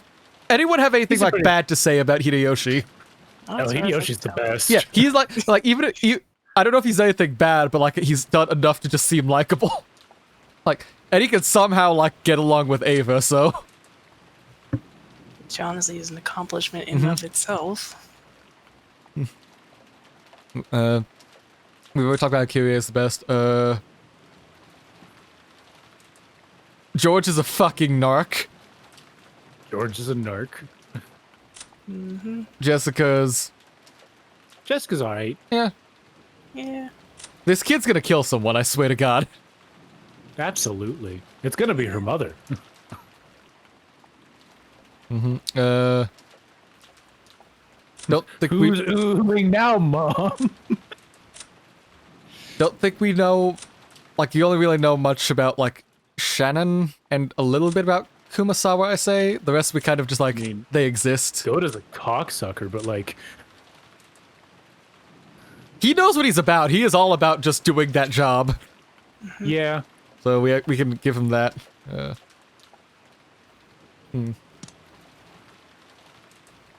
And when I say Goda's a cocksucker, I mean, I'm sure if he had the chance, if it would raise his position, he would fillet somebody. At that time, we heard the sound of a humble knock. Jessica answered. Oh, fuck. That was a very short line. I did not think it would be more than... I thought it would actually have, like, content. Who had cannon? Right, as canon. Oh, right, okay. Yeah. The preparations for dinner are complete. Please come to the mansion. It was Kanonkun's voice. He went to all the trouble of coming from the mansion in this rain just to call us over. Couldn't he have just called us on the telephone? Oh, well, maybe it's just sometimes part of a servant's duty to go against common sense. Have you tried using a landline during a thunderstorm? It doesn't work. Okay, but it's also like a local cable network, so it might work better. Cause like I think it would only hook up to them and like maybe an outgoing line from the island, but Perhaps. I don't know how well like local phone networks work. Just when I was getting hungry. Let's go. George and Iki turned off the television and stood up. My stomach's been grumbling for my stomach's been growling for ages. Main family dinners were always fancy as hell every time. And didn't Goda say it was calf steak or something? Oh, I can't wait. They get even more fabulous on the day of the family conference. Even I'm looking forward to it. Let's go, let's go. Let's eat a kid. Well, calf, but you get it. As we left the room, Kanon-kun bowed silently and respectfully. All right, let's go. Is the rain nasty out there? Yes. Please take care not to get your garments wet. After seeing the three of us out, Kanon-kun peered into the empty room. Is Maria-sama not with you? Oh no. Nope. Isn't she with Auntie Rosa? Dun dun dun! Today on foreshadowing that we all knew. Woo! Rosa, lying on a sofa in the empty parlor, had fallen asleep at some point. She was bearing a burden on her shoulders that children could never imagine. Therefore, when she let herself relax, that exhaustion quickly led her into the world of sleep. Realizing this, Genji brought a blanket over to her. When he tried to spread it over her, her eyes snapped open as though she had received an electric shock.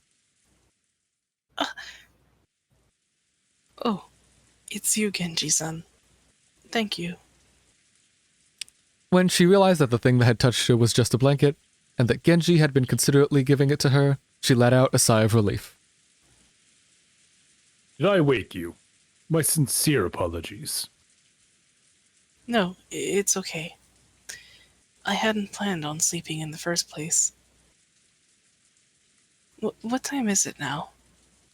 Asked for the time, Genji checked a pocket watch that he took out of his chest pocket. It is slightly after 6 o'clock. Rosa gave her head a little shake as she realized that, even though it had felt like she had slept for a long time, not much time had actually passed. Even though she didn't feel rested at all, the drowsiness that wrapped around her felt very deep. Thank you. I'll be fine without the blanket. I mustn't sleep at such a strange time. My sense of time has been completely thrown off. The rain has finally come down, I see. Rosa finally realized that the peaceful sound that had put her to sleep was actually the rain that had started falling. The wind is blowing hard, too. Perhaps the typhoon is finally upon us? Check on your daughter. That is what they are saying on the television. The typhoon is moving slowly, and they expect it to be like this all throughout tomorrow. I see. Check on your daughter. That wonderful rose garden. That must have been my last chance to see it. From the window, what she could see of the rose garden was completely blurred by the wind and rain. Maria. That's right. Where's Maria? I have not seen her. I would think she has returned to the guest house. The hour of darkness begins playing. Check on your daughter. Rosa knew her daughter's nature well. And a chill ran up her back. Give her a sec for, this is a visual novel. There's gonna be 5 dialogue boxes before someone makes a decision of anything. That is very true. My ass would have shot up off the couch and ran out the door. Yes, but you're not one of this dysfunctional family. You also wouldn't beat your kids. Unless... That's true. Maria was stupidly straightforward, to the point stupidly could be repeated 7 times. And if she was ordered to find something that didn't exist, she would look forever and ever. Even if the rain was pouring down. No. The cousins left earlier, so Maria was alone. Unless someone told her to stop, she would stay there even if spears fell down from the skies. Even without opening an umbrella. What have I done? Losing control of my emotions. Is spears falling down from the skies an expression or something in Japanese? I think so. I think it's supposed to be arrows, actually, but I get what they mean. And it makes sense. It's just a weird, turn of phrase I don't remember hearing in English. Yeah, it's because I don't think it's a phrase in English. Yeah, I think if anything, this translation is taking things literally. Yeah, it's just the fact that it's getting repeated so much is what I'm noticing. I'm sure if we were to localize it, it'd be if buckets or cats and dogs, but given this is a visual novel that's a little darker, spears falling down from the sky seems a little more appropriate. Mm-hmm. Yeah, I wouldn't be surprised if there's a callback later on. Mm-hmm. As her mother, she had known about Maria's foolish straightforwardness better than anyone, Yet she had once again lost control of her emotions and done such a horrible thing. Maria! Rosa pushed Genji away and ran down the hallway. Oh, bitch. Okay, so she knows she's being a bad person. Yep. Hi, Ryu. How's it going? You're... Oh. You're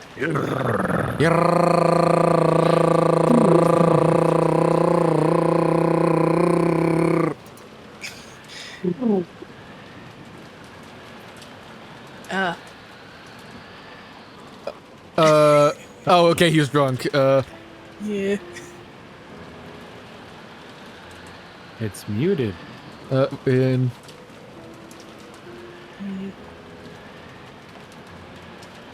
We just watched the kid get, like, beaten, abandoned in a typhoon. So it's not great for them. Like, it's been a fun read, though. The outside really looked like a typhoon and was pouring down magnificently. Maybe because of some figure of the terrain. The winds were not as strong as a typhoon. So an umbrella wouldn't be torn out of one's hand. Even so, it was not enough to call it a storm. It was enough to call it a storm. Shut up. I was correcting it right as he said that. There was no time to admire those roses being soaked by the rain. Anyway, I'm getting pretty worried about Maria. You don't think she's still rebelliously searching the rose for that rose alone, do you? I wonder. Surely not with all this much rain.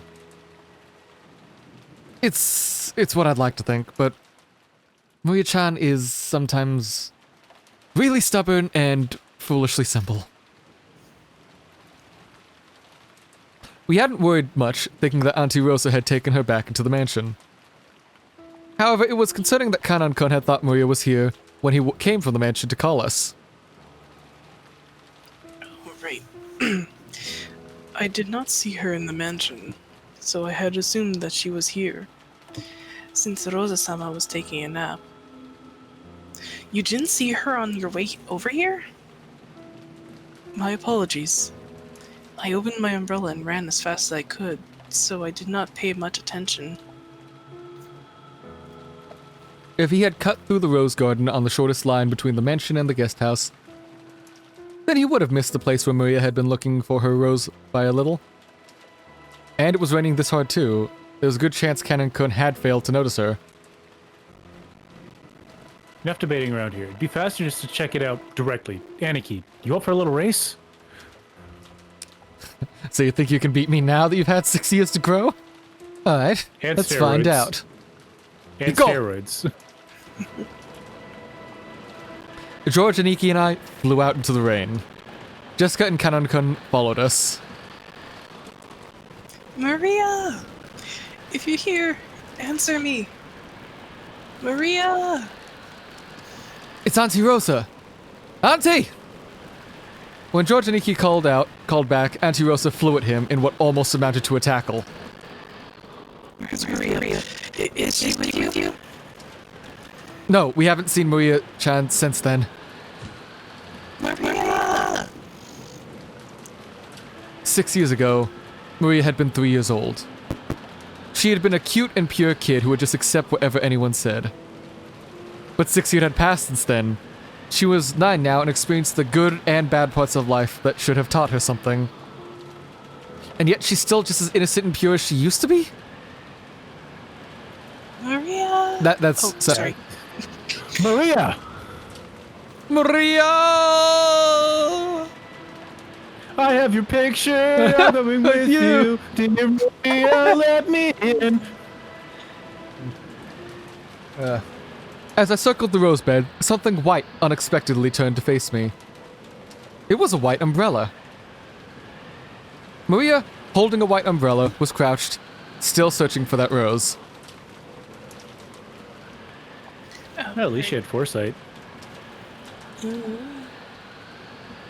Her face, which had... Oh, okay, one sec. Here's the ad break for a minute. Which had turned bright red from crying her eyes out, was dirtied with water and mud. It was a truly pitiful sight. You idiot. Are you still looking? Oh, can't find it. My God. Can't find it.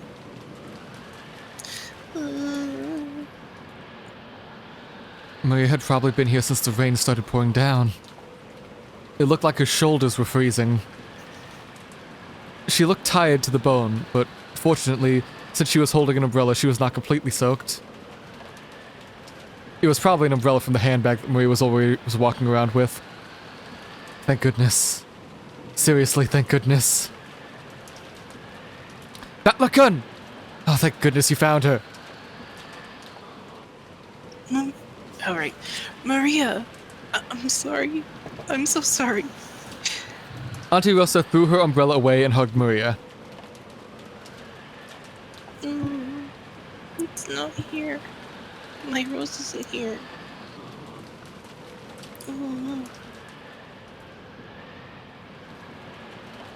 Mama will look for it with you later.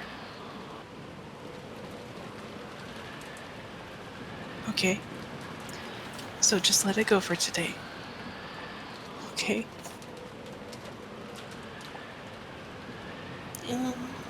Let it go for today? I have to turn down that wind because I cannot hear anything you've been saying. Oh. I was wondering about that pause.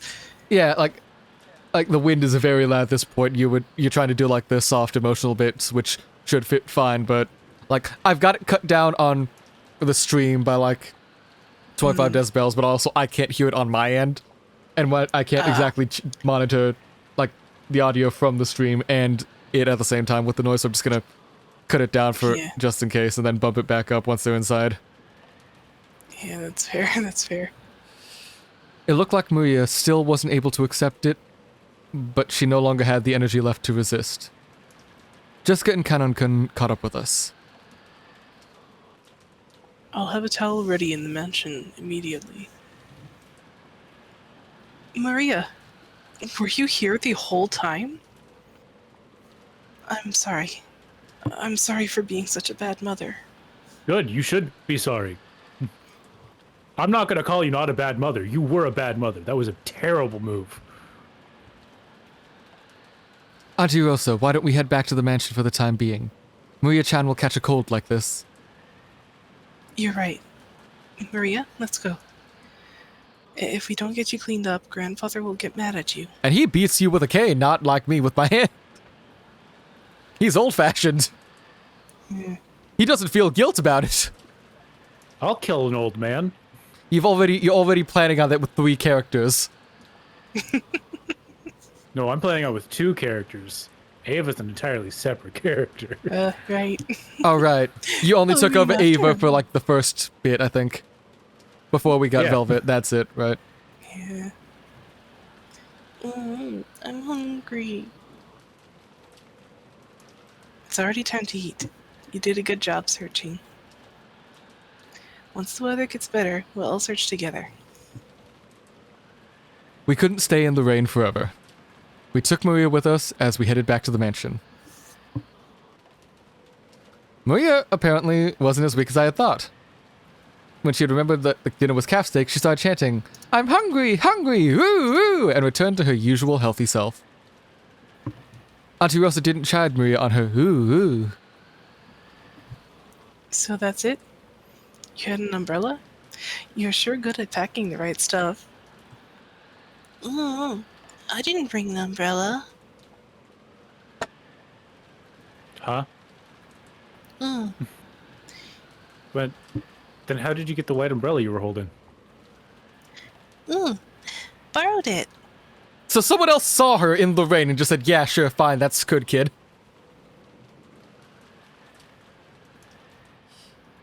It seemed that Is there not a single person on this island that has any kind of critical thinking around children? George, except for like the whole like abuse thing, he's generally very good at it. You know what I would have done? I would have been like, all right, kid, I'll look for the rose, go inside, stay out of the cold. Not, here's an umbrella, kid, keep looking for that thing that isn't there. I'm gonna quickly look for a spot for us to like cut to another ad break, but I think there should be some like a scene change or something coming up. It's a good spot to spaz. It seemed that some caring person had brought her an umbrella. A normal girl would look for shelter once it started raining, but there was no way Maria's stubbornness would be broken by something like that. So maybe that person gave up recommending that she find shelter and had at least brought an umbrella for her. Really? I will have to thank them. Who was it? Beatrice. You know, that seems like a good point to start the ad break. Yeah, that's kind of good, like episode. Right at the ender. musical stinger. Bum bum! Alright, I'll go to the restroom. Back in a minute. Ah, that does not help that it's like similar voices all around for me. Imagine how I feel. Yeah, fair I enough. have 3 voices and one of them is my own. Same here just now.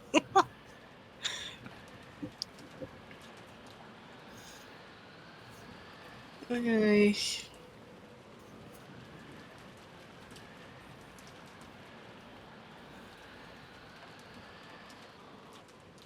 Hmm.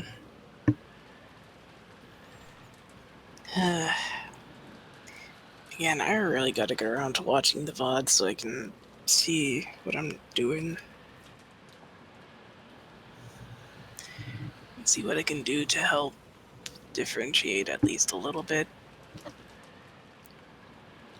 I'm back. We've got another minute of ads, so yeah. Yep. Yeah. So, Beatrice is apparently alive before the murders. Huh. Well, she is magic, apparently.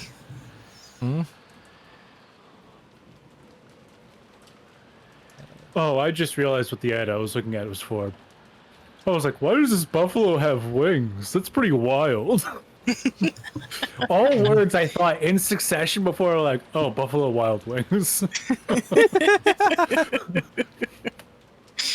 No hesitation, just immediately gone. Okay. Yeah. Alright. Ad break's almost over. Let's pull up this and Over on my end.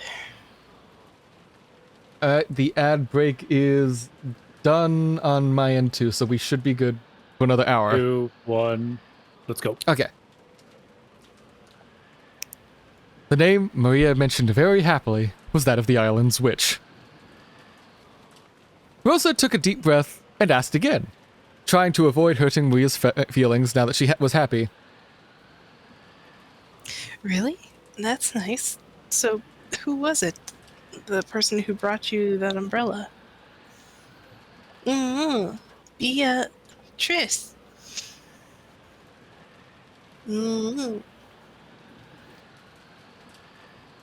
That's reminding me, like, that space with, like, how they pronounce Beatrice. How they pronounce Beatrice in this game is exceptionally cursed. Oh yeah, Biotorici. Hold on, I'm going to turn it up so that someone can hear this shit.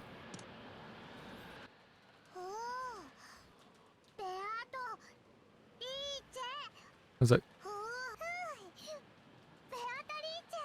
Beatrice. Instead of, like, Beatrice. It's And they don't even pronounce it that way in Italy. I know, it's exceptionally cursed. Yep.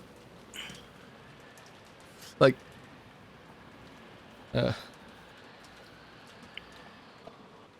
Maria, who quickly picked up that her mother didn't believe her, made an angry face once again. So, Rosa stopped pursuing the subject. It looked like it would be faster to ask the person who had lent Maria the umbrella during dinner, rather than ask Maria herself. Can't wait for Canon to be like, oh yeah, it was Beatrice.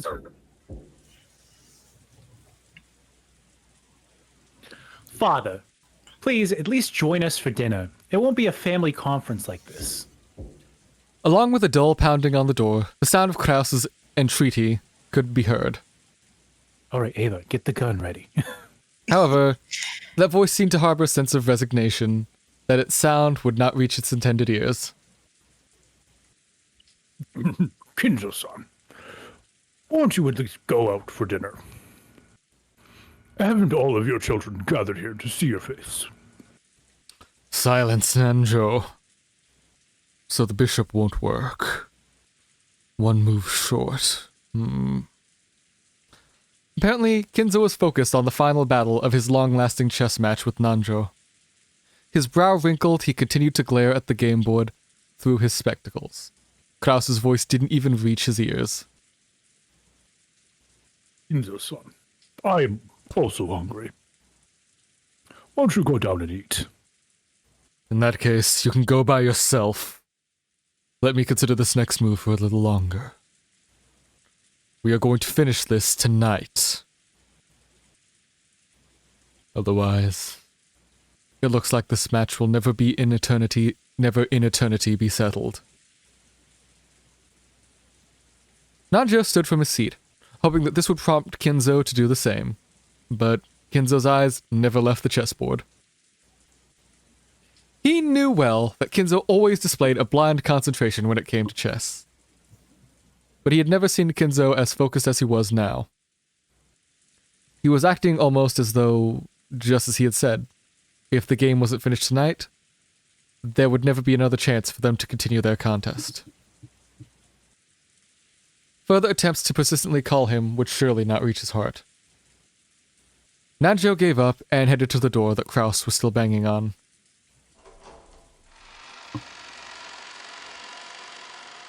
The door to the study opened. Kraus took a step back. Surely Kinzo hadn't actually come out. But it was Nanjo who stood in the door. Kraus breathed a sigh of relief. Dr. Nanjo, is father... I'm sorry. Oh, right, that's you. I'm sorry. If you want to take him, you can. Your turn to struggle. I'm sorry I couldn't be of service.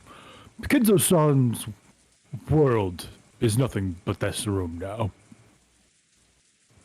Nanjo shook his head with a completely defeated expression.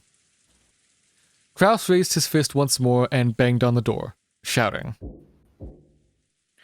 Father, can you hear me? We're heading down now. But anytime you feel like it, please join us. All your children are waiting for you. The voice was very loud, and the door was being noisily pounded on. There was no way that it wouldn't reach Kinzo's ears.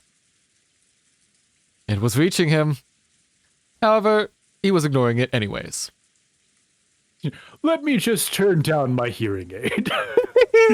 Let me just hit the mute button.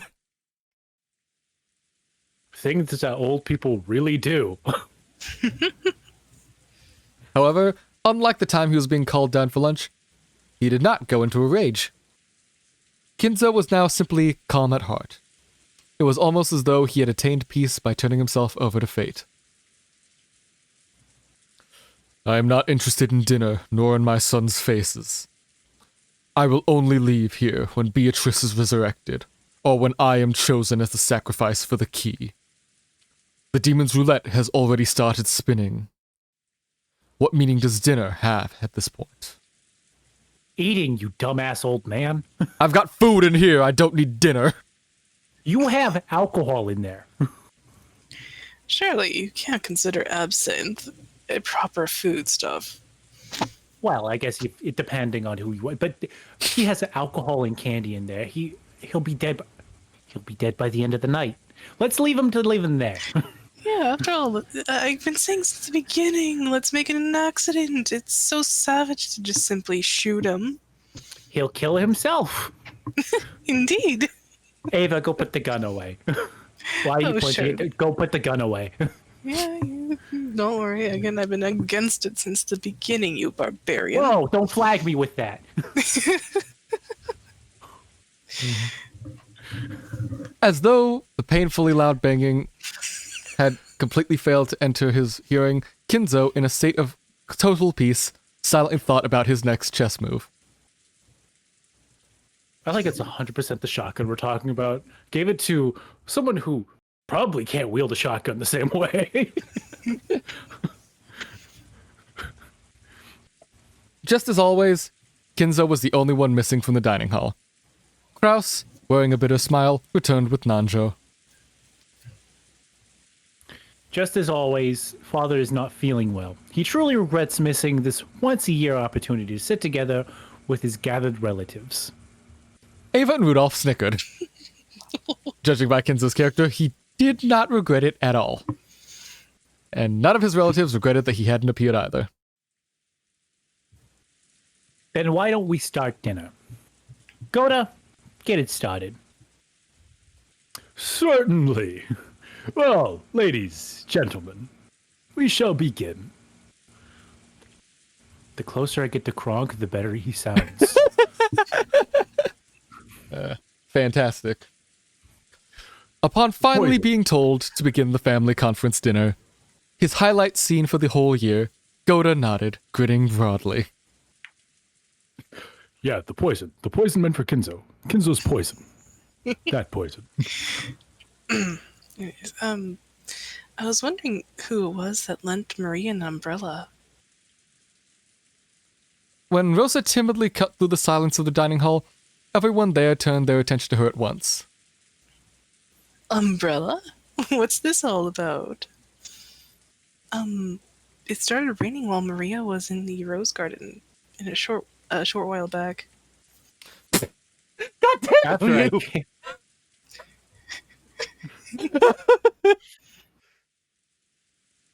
After I caved her face in with my hands. Her face wasn't caved in, it was the top of her head. That's what sent her to the ground.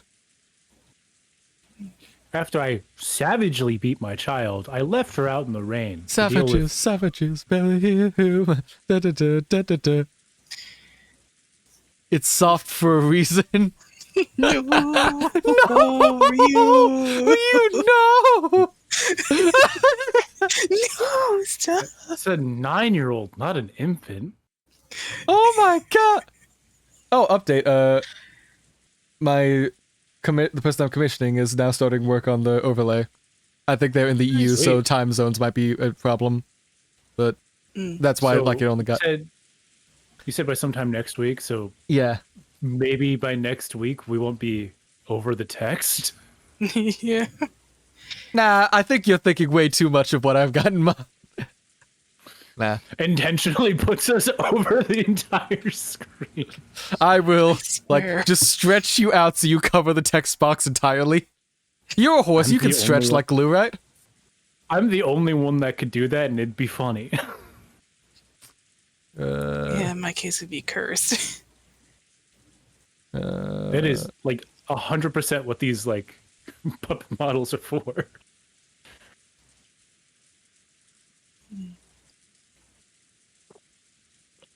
I think I already read it. Yeah, I read the line already. Hold on. Oh, of course you're starting to screw around with our models. There we go. Horses actually do expand because they bite stuff and inhale air, because they're dumb beasts that would die if left under a blanket. I hate horses. Yeah, considering Tivo's feelings about koalas, fair. Yeah. I mean, it's basically my sentiment on all arachnids. Okay, how the hell do I fix you? Oh, right. Oh, right, no, that's locked, so I have to unlock you Back. then. We need the It white seems- Putin music. Bring back a dead meme. Oh wait, no, I don't know what reset I what want. was that again? Hey. So now I'm facing the wrong direction. No, I don't want the whole thing. I want just sound waves. There we go. That's all we need. My ass That's all you've been talking out of here. says you. Anyway, while I'm struggling to fix Soundwave, I finished the line. Right. It seems she borrowed a white umbrella from someone, and I wanted to thank them.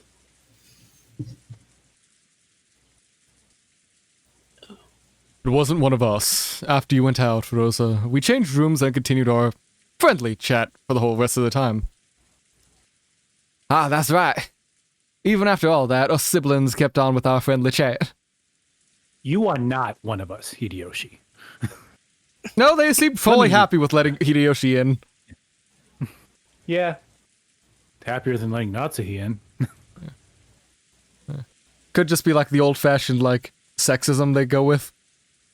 Mm-hmm. It is the 80s. And this The word family is unusually friendly fell patriarchal. awkwardly from Hideyoshi's lips, so even those that hadn't been there realized that it probably wasn't a pleasant conversation. Spiders gave us Spider-Man, horses took away... What do you mean horses took away Superman? Oh, Christopher Reeves. What? Oh, he got bucked off a horse? Yeah, but he didn't Yeah, basically die. he fell off a horse.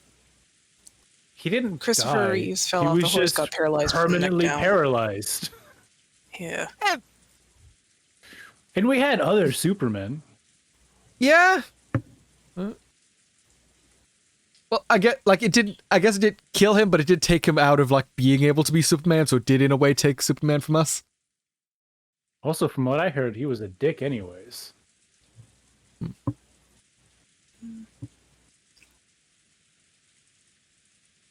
At the very least, it certainly couldn't have been me, Ava, Rudolph, or even Hideyoshi-san or Kirie-san. We were together the whole time. Even after Natsuhine-san and Rosa-san left. The whole time until the meal started. Nisan went up to study with Genji-san to call father. At that time, the rest of us went straight to the dining hall. So it wasn't one of us. For consideration, like lending an umbrella, wouldn't it be one of the servants? Oh, Gora-san. I have been in the kitchen the whole time preparing. My sincere apologies. Goda looked slightly disappointed about missing this chance to show off. At that time, Shannon and Kumasawa appeared, pushing a serving cart loaded with hors d'oeuvres. Then perhaps it was Kumasawa-san or Shannon-san? Or Chan? I'm sorry. Have I made some mistake? Shannon shrunk, mistakenly thinking that she was being accused of making some error, having come in partway. No, you haven't. When Mario-chan was alone in the rose garden, it started to rain. Somebody gave her an umbrella. Auntie Rosa said that she wanted to thank that person. Ooh, Beatrice. Maria, her mouth on a thin line, said the witch's name in a small voice. Auntie Rosa explained the situation one more time. As she did, Kumasawa-san cackled. Oh, it wasn't one of us. Shannon-san and I were preparing the rooms together, so we did not go outside. Yes. I apologize for not being able to help. Preparing the rooms? What do you mean by that? Let me bump it up again. Right. Because of this rain, I thought that it would be difficult for all the guests to return to the guest house. So I ordered the servants to prepare the guest rooms inside the mansion. Really? How thoughtful. That's right. It would be rude to chase us outside in this rain, wouldn't it? Could you give it a rest? Yes. We received orders from the madam and I. Kumasawa-san and Kanan-kun were preparing the rooms.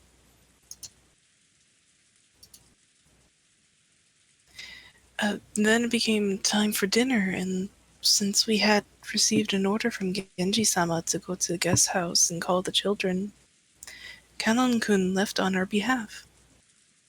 Yes, in that case, did Kanan-san find Maria on the way to the guest house and hand her the umbrella? Ooh, that's not it. The person who had actually received the umbrella denied it. Rosa was troubled. all she wanted to do was give a word of thanks to the person who had lent her the umbrella, but she couldn't find them. And she had thought that asking like this with everyone gathered for dinner would work immediately. Then Natsuhi-ne-san? I'm sorry. After my friendly conversation with everyone, my headache was so bad that I have been resting in my room. Therefore, I did not go outside. She cried like a little bitch. Yeah, I can't hear it, but I'm sending you a hard glare, Kraus. I'm not Young wrong. love. Sorry, middle-aged love. I'm 47. Middle-aged love. Yeah, middle age is still accurate, yeah. So wait, sorry, it was the 80s, so that's even worse then. Hold on. Life expect. Life expectancy was like 90, dude. Yeah, so It was middle age still 73. applies. That is definitely middle-aged.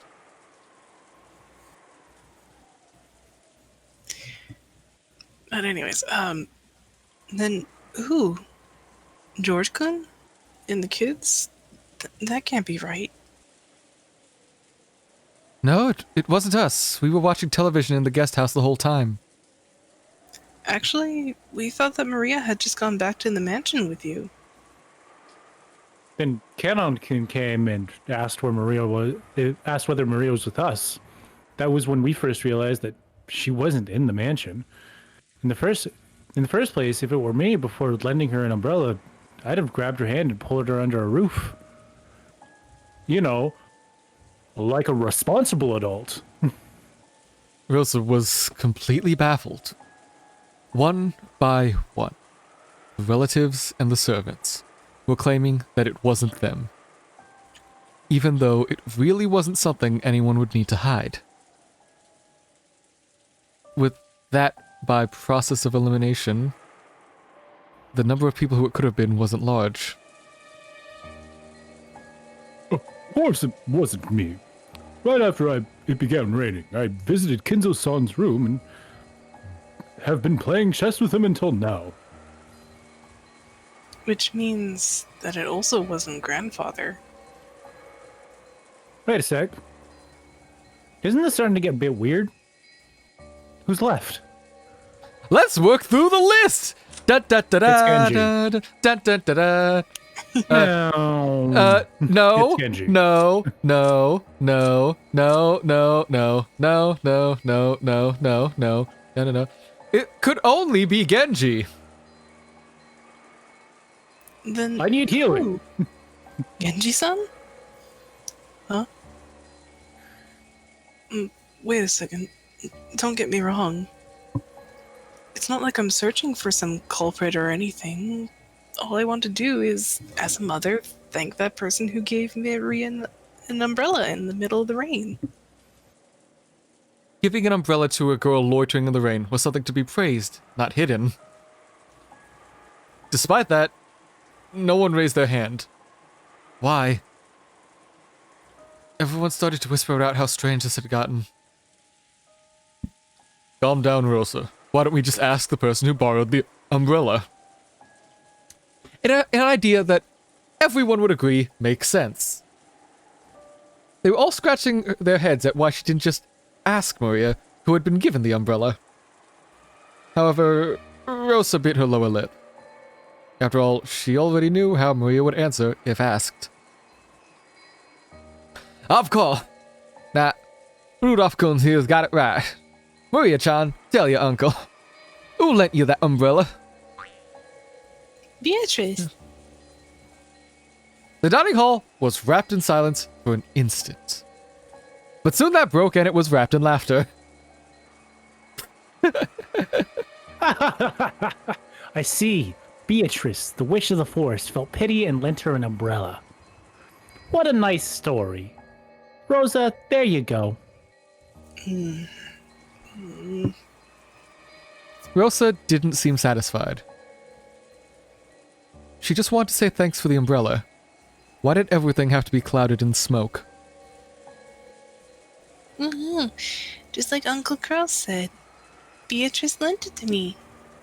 Mm,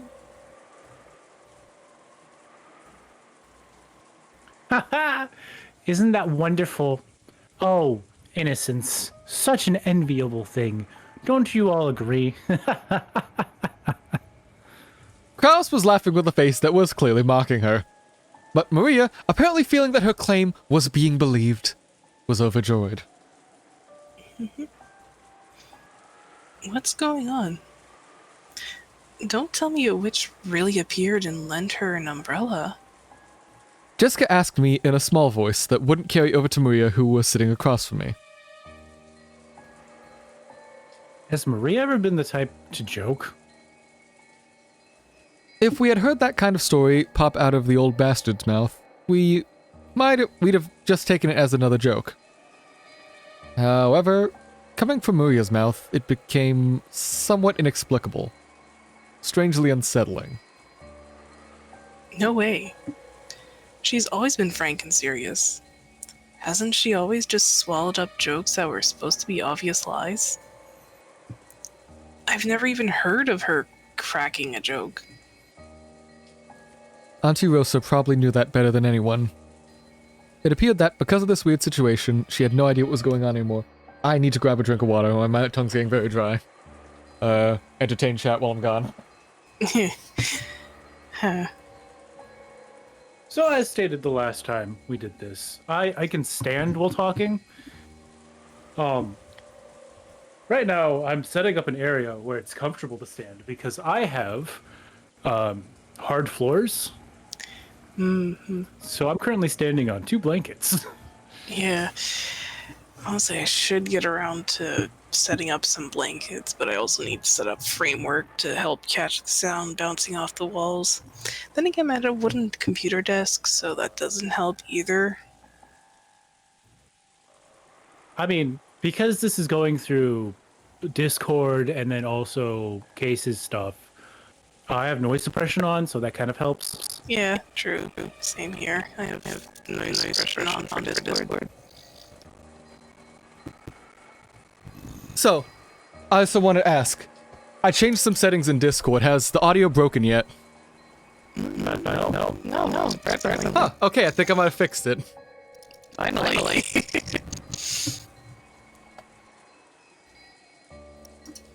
Right. Thank you for entertaining chat. Yep. Auntie Rosa probably knew that better than anyone. It appeared that, because of this weird situation, she had no idea what was going on anymore. So if Maria says she borrowed an umbrella from Beatrice, then that definitely was Beatrice.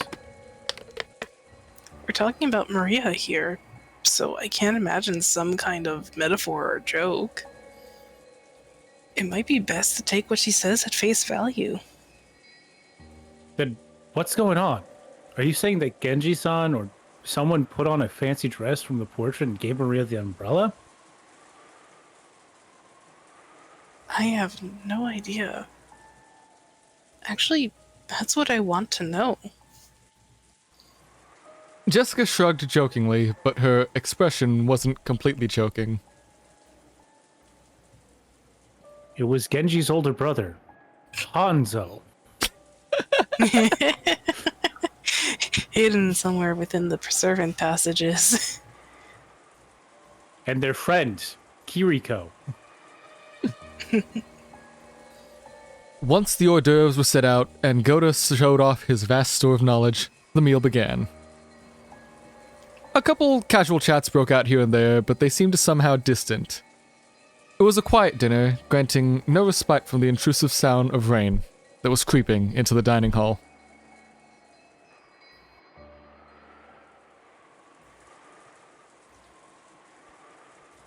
Kumasawa and Shannon, pushing the servant cart, ran into Genji and Kanon on their way to the kitchen. Damn, I thought I had a break. Do you need a break, Isaac, or? No, I was just... I needed to clear my throat, and I was hoping I could do that while you guys were talking. Yeah, you can do that for a sec while I just... Because I've just been drinking I'm already almost done with this water bottle. Genji-san. Yeah, Were you the one who lent Maria-sama that... Where the fuck did I just do to Kumasawa's voice? Genji-san, were you the one who lent Maria-sama an umbrella? Umbrella? What are you talking about? Right. I had heard that when it started raining, Maria-sama was alone in the rose garden. And it seemed that she borrowed an umbrella from someone there. But we don't know who it was. Welcome back, Welcome TK. back, TKJ. I think you missed the child beating. And, yeah. Yeah, you missed the child getting hit in the garden, and then suddenly, Maria got an umbrella from a witch. So, ooh. Allegedly. She allegedly got an umbrella from a witch. Why am I defending her? This is Yeah, funny why to are you me. defending her? That's your Kraus voice. Anyways. It wasn't me. After all, I thought that Maria-sama was in the guest house. When Battler-sama first found her, she was already holding a white umbrella.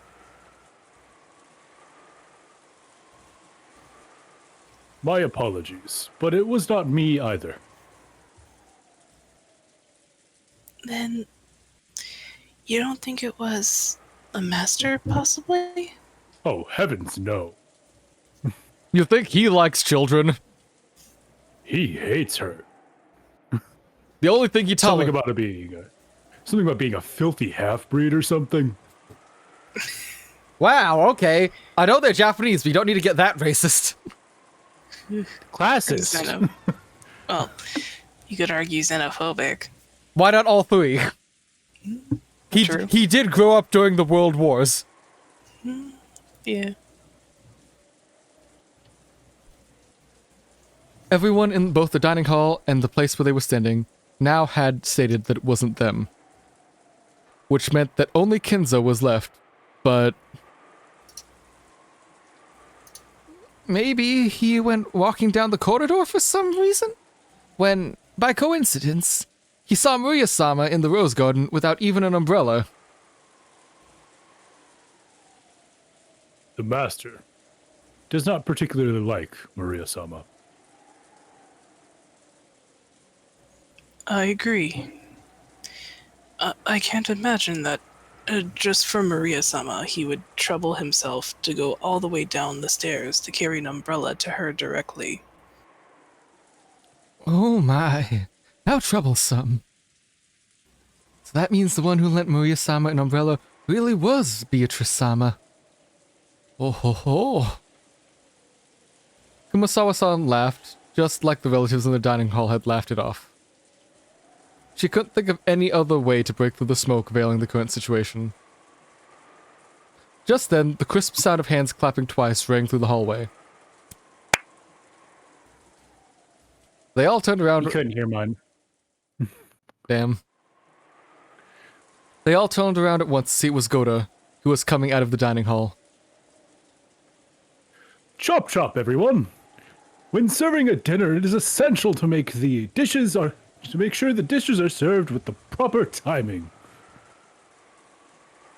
Please, immediately see to setting out the soup. Genji-san, the women are in the middle of an important job, so please, don't get in their way.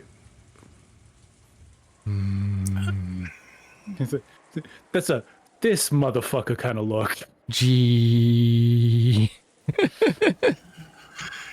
Canon glared at Goda for being rude to Genji, a person Canon respected. Genji, realizing this, patted Canon once on the shoulder as if to warn him. Canon reluctantly turned away, and his expression returned to normal. Obey Goda's order. Let us now hurry to prepare the dinner table. Come on, we have no time. Don't just dawdle around. Hurry. Goda grabbed the serving cart from Shannon and drove it past her, heading towards the kitchen at pace. Then please allow us to return to the kitchen. After all, Goda-san's patient is very short. Ho ho ho ho ho. Please, excuse me as well. Kumasawa and Shannon left. Only Genji and Kanon remained. Through the window, the darkness of the rainy night could be seen, along with the occasional thunderbolt. Genji-sama, has Beatrice-sama really returned? I don't know. Should we inform the master? There is no need. If she has truly returned, she will eventually appear before the master of her own accord. Furthermore, she is a fickle person. It would be pointless to report to the master only to find that she does not appear. I wonder if that means that the master's ritual has already begun. Probably. However, that has nothing to do with furniture like us. We must return the favor that we received from the master until our final moments. Yes, That's an unhealthy thought process. as furniture, that is our duty. Haha, you said duty. Shut up. Thunder crashed once more. Except for that instant when the lightning lit up the sky. All that could be seen out of the window was the darkness of night. In the darkness of night, ba-ba-ba-ba-ba. Ba-ba-ba-ba-da-ba. Darkness. Just as humans rule when the sun is up, the time when the sun is down is ruled by those that are not human. The darkness of night that now surrounded Rokkenjima was ruled not by the Ushiromiya family, but by another master. Did this master take pity on Maria when she was alone and pummeled by the rain in the rose garden, and lent her an umbrella? Kanon looked at the rose garden's lights, dimly visible beyond the window. The dim lights were not enough to illuminate the surrounding area. Looking at those lights felt like making eye contact with the witch, and Kanon forcibly averted his gaze. If he didn't, it felt like his eyes would be absorbed by that light.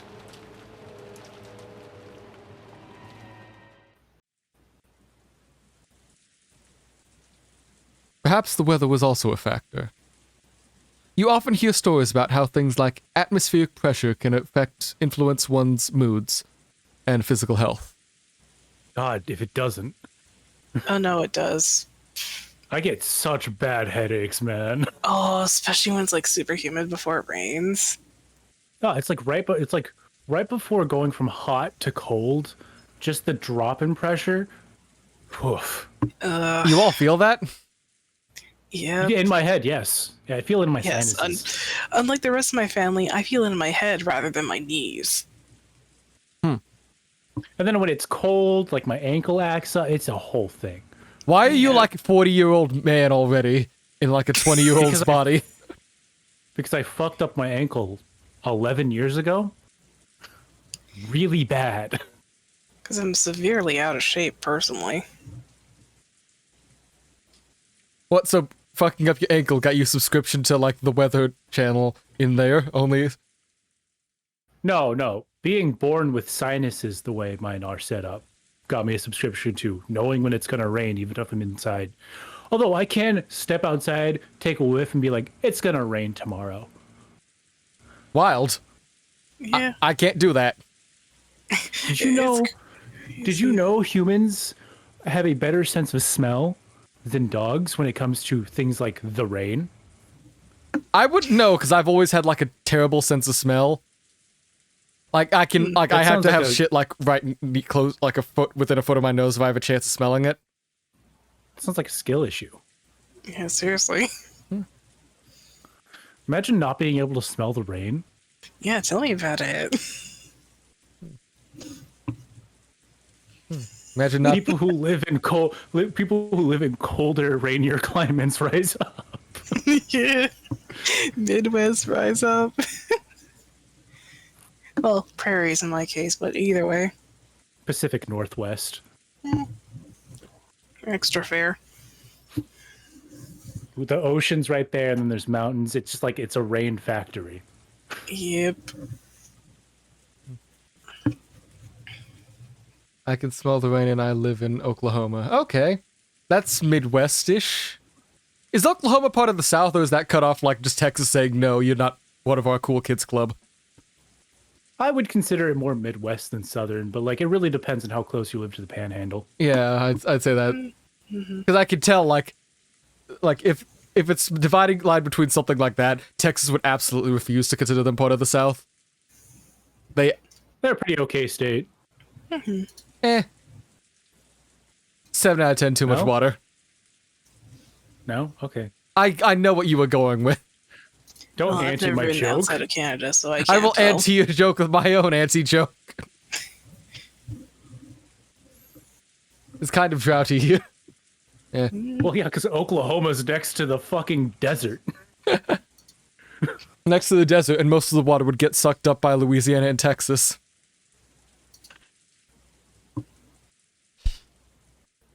For some time now. Yeah.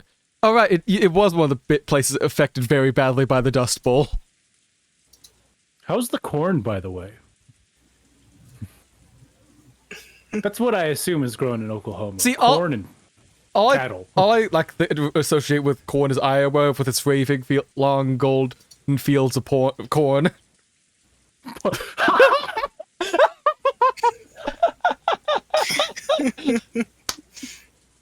Well, it is very lonely at some places in Iowa.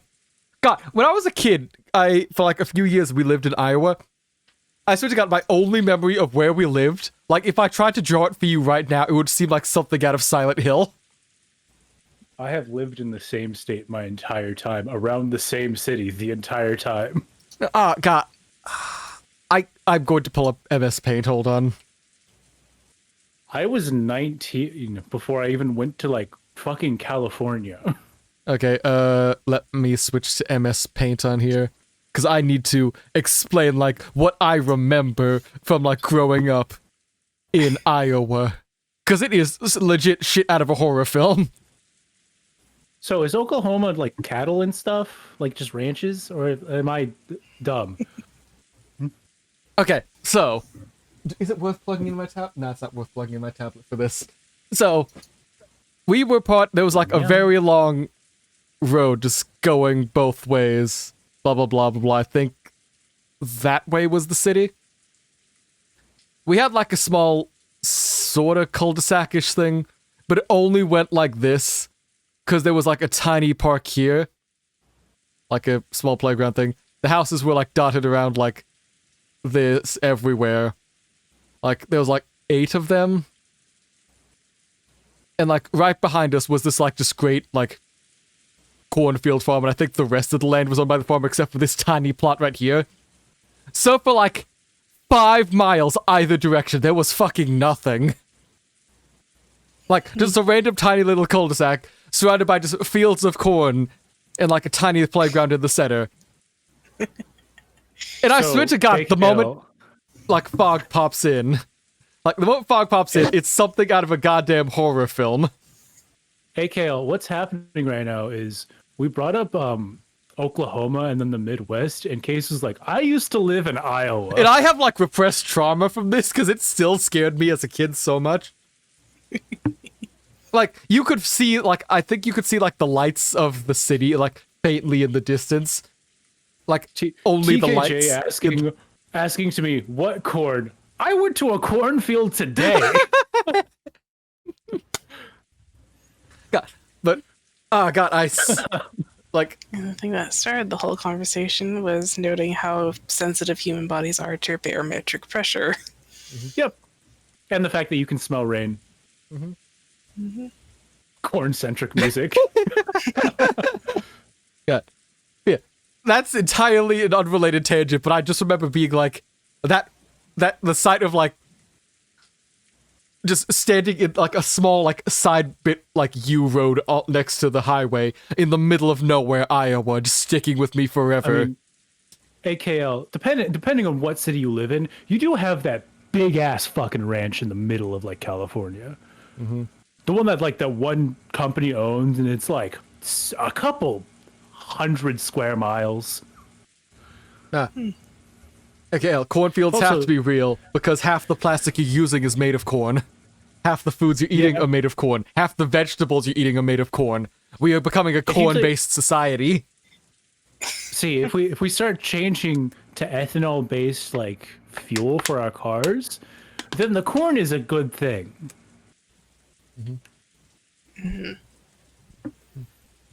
Oh, you're from Vegas? Oh, that's not.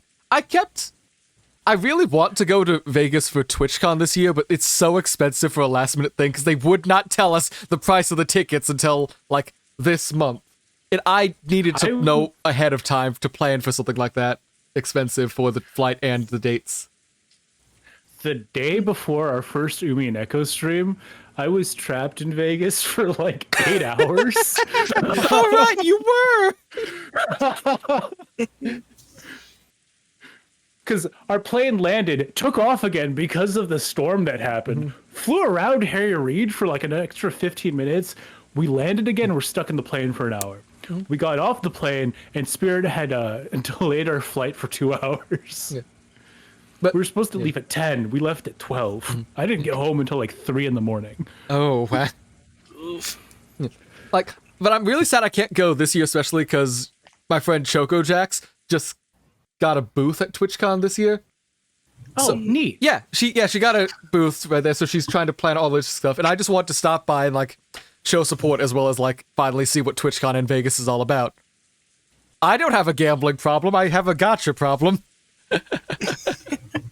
I would have actually gone to the strip had the flight not screwed us. That's the thing.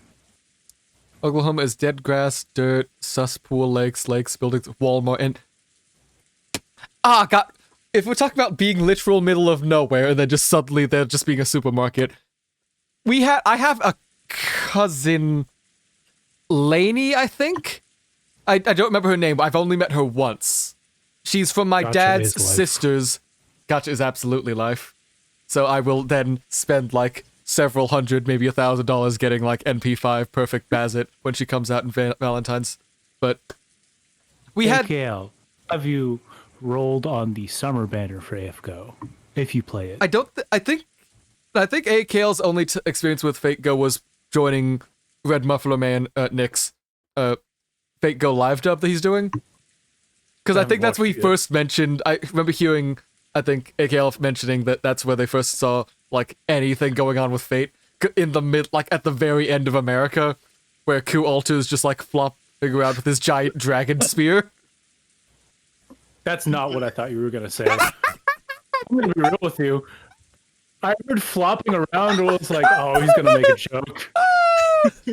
I just started looking about Fate. Oh my god. Please tell me that's a good oh my god Fate, because I could spend hours talking about Fate. I love this stupid franchise. Right. If you're going to watch the anime, and this is my personal recommendation, start with Zero, watch Unlimited Blade Works, watch the movies. Then you can pretty much watch whatever you want, whatever you want. The Present King Edison! Oh, yeah, Edison, I'm so sorry. Why are you sorry? Edison. That is perfect. I hate Edison for personal reasons. Oh, absolutely hate Edison for personal reasons. He is so fucking stupid and dumb that is perfect for Fate. But yeah, Yeah, but Edison's also the reason we don't have the founding fathers, presidents, cool people from America. We have Geronimo. We have Geronimo, who's completely useless in game. In game, he is like useless, but like apparently in lore, he's supposed to be stupidly cracked, like stupidly powerful. My instructions of Fate was watching Nikola Tesla rescue Edison. Oh right, that did happen. Oh my god. Yeah, but it gets better. Trust me, the writing gets so much better. You're going into Lost Belt 6, not Lost Belt. He's not anywhere. He's going into Camelot. Singularity. He watched. Yeah. Singularity 6, which is the same shit, by the way. No, it's not. It's both Camelot-ish. It is not really, but yes. Nidochris is absolute baby, as they have decided. Nidochris and Ozymandias on a scale of like baby to something and like does war crimes and something like Nidochris and Ozzy are absolute baby idiots. I love Nidocris. But But my favorite thing is was it Nick absolutely got bodied by Gawain despite having like a double Koyanskaya system set up. Imagine getting bodied by Gawain. Can be me. I played it year 1. No, but like he's playing with meta servers and like an entire chat of people who know the game tried to help him, and he still got bodied. I think I beat Gawain because I had Sans Quartz. I used Chloe actually, because I didn't have like Archeria or any like other good archers leveled at the time. I think I used Billy and Robin. All right. The only reason they didn't officially lose is that right before the final hit, maintenance kicked in. So they have to roll it back because there's a dialogue scene after the fight. Yep. So they have to roll it back to the start of the fight again. It's so funny. You can't make timing like that up. I'm guessing that he's doing the actual fights and playing through the game for his audience. Yeah, like there is a function in the games that you have played to just go look at the story again. Look at the story again, but not like play the fights. So yeah. But it is, if you ever get a chance to like look, I think he does it like Nick does live dubs Thursdays or Wednesdays, right? Because he's in Extella on Tuesdays with Shane Balshane. So the pacer test wasn't needed anymore, but the gym teacher still. Why are you still doing the FitnessGram pacer tests? Hi to you. How's it going? Oh god, push up. Ha, that's it. You're suffering with me, Soundwave. Did you do that sit up earlier? Yeah. Good. How? Oh god, I'm full of food and tea, and doing that push-up actually hurt. Man, imagine getting hurt by a push-up nowadays. Yeah, FGO is on Wednesdays, and Nick and like his little group of friends he gets together to do that live dub. Fantastically fun people. Also take a drink. Man, since we've been talking and not playing the game, we've gotten like 4 more people to join the stream. Wow. Damn. I'm wondering if you should just switch the podcast at this point. Nah, I've been saying that for years. No, we still need to see people die in this game. We are barely. We just needed like a break. Yeah, we're not even halfway through episode 1. Yeah. So we should probably continue. Yeah, sometimes you need to gush about fate while watching Umineko. Funnily enough about that, I was trying to write some fate stuff like on the side, and I just got told straight up, if you want to like write good fate stuff, like watching Umineko and trying to understand how they go through things, apparently like fantastic for figuring out how magic works in that stupid goddamn system where half of the rules aren't explained. See, but we don't care enough about mysteries outside of anime to make a mystery podcast. Yeah. We could, but like, I would absolutely just do it for like, let's do a mystery podcast about Umineko, because we did spend like an entire hour and a half just discussing the epitaph when we had no evidence, no like anything whatsoever, and we already reached all the exact same conclusions the characters did at the start of the stream. Yes. So we probably could do like a decent mystery podcast, but like we'd need actual mysteries to go through, and like all my favorite mysteries are stuff like Return of the Obra Dinn, this, or there was a Paranorma site is another like mystery novel game thing I picked up that I'm hearing is supposed to be good. It's by Squeenix. Where are Alexander the Great's bones? Well, if you watch Fate, if you want Lord Elmaloy case files, you can see that they are in Persia, being unearthed by some prick. Oh no, but like in real life, where the fuck are his bones? We just lost them. They just fell off the pram.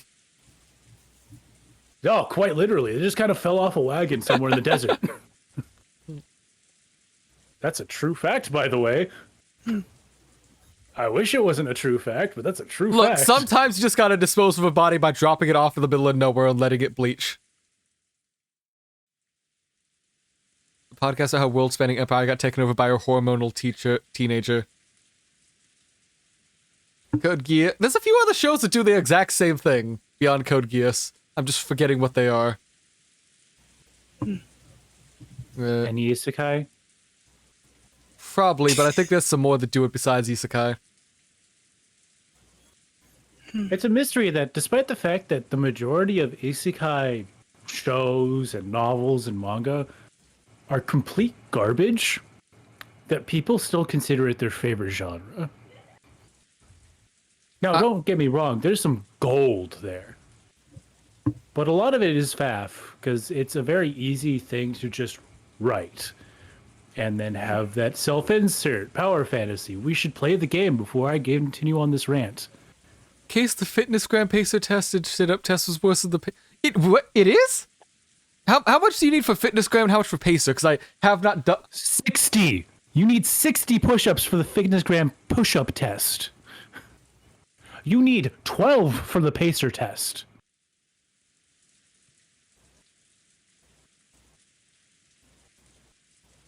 Okay. Now imagine scrawny little Nobunga trying to do push-ups after having not done any kind of exercise since he was in 5th grade. So, see, here's the thing. I took band class to get out of doing that shit, and I did. I never had to do that after elementary school. My school didn't consider marching band a sport, so... I'm fucking sorry, what? I live in the Pacific Northwest, not the South. Football is king here still. Motherfucker, I live in the South, football is still king! And football players still had to take PE. So do the soccer players. What the fuck is wrong with your state? What the fuck's wrong with your school? Fuck if I know. Why are you like this? Fuck if I know. You ask my school district that is the name of my city that I can't say. Sorry, what were you saying, Velvet? If we could please return back to... Right, we spent like 20 minutes talking about literally everything else but the game. We're about to hit an ad in like 7 minutes. You know what? I'm going to... Fuck.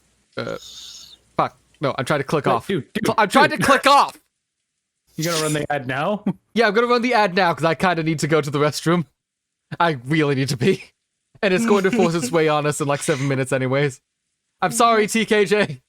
The stable. Hydrate before you dehydrate. Okay. All the more reason to use I'm going to the washroom. restroom. Ad, start. Please, free me from this torment. Ad, start! Okay, it's starting. Ah, there we go. There's the ad break. Phew.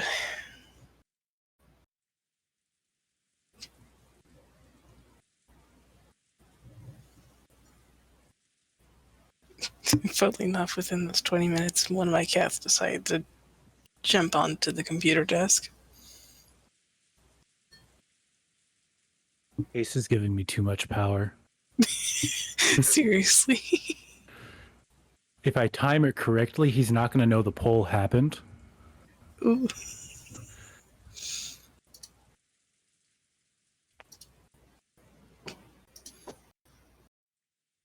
If he gets back before the poll ends, that means he didn't wash his hands.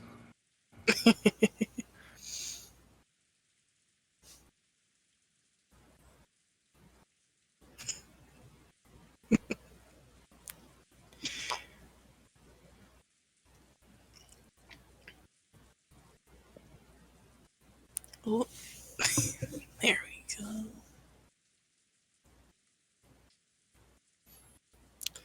So wait, do you have it like I am down back, to a and I science am... or something? Oh no, a Bethesda ad. Poor TKJ.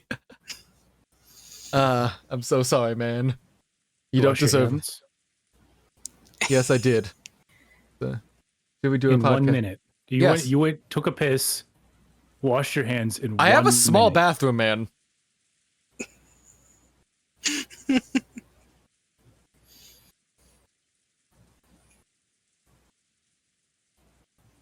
Okay, it looks like you really start starting up polls now that you know how to do it now for everything.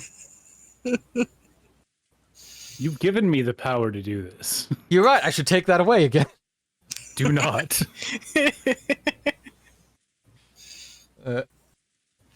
Why shouldn't I take away your power? You were complaining the first time around about having...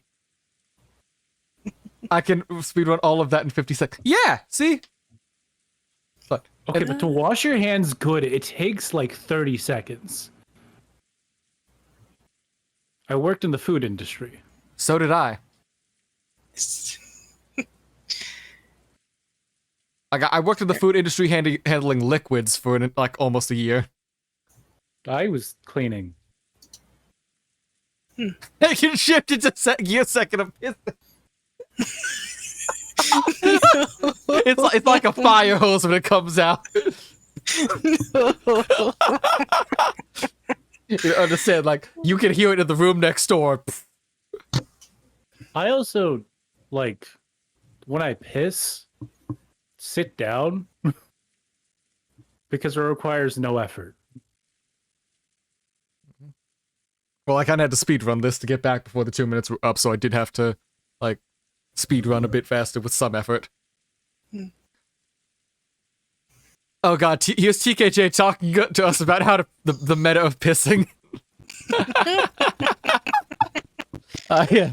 Tell us your speedrun tactics. How do you like frame one perfect skip your way past the like wind up animation? TKJ does take his pants off before he leaves his room. And he begins the pissing process the second he's over the toilet before he even like opens the lid. Look, every second counts if you're speedrunning. Every frame. Yeah. Anyway, for some time now, everyone had been making periodic attempts to clear. Wait, we already did that one. Dessert with some kind of chocolate. Dessert cake. with some kind of chocolate cake accompanied by a pear sherbet. Goda-san enthusiastically explained the recipe as if delivering the coup de grace, but I quickly forgot the details. The guest of honor, grandfather, was absent. The weather was still horrible. You wait until you can't so you can pee harder, and then you don't want to wake up at night. So, and if you don't want to wake up at night, you sit down. So holding it's actually terrible for your health, but yeah. Look, man, if you're fighting for your life, you're doing something wrong. The weather was still horrible, and the person who lent Maria the umbrella was still a mystery. When dinner ended, no one even felt one bit refreshed. Come on. It was too late now, but I realized, painfully, that taste wasn't the only important part of a meal. The whole atmosphere was also critical. Goda-san, the supposed conductor of this performance called dinner, did his best to enliven the place, dropping little jokes left and right, but it seemed they didn't quite get there. The aristocrats.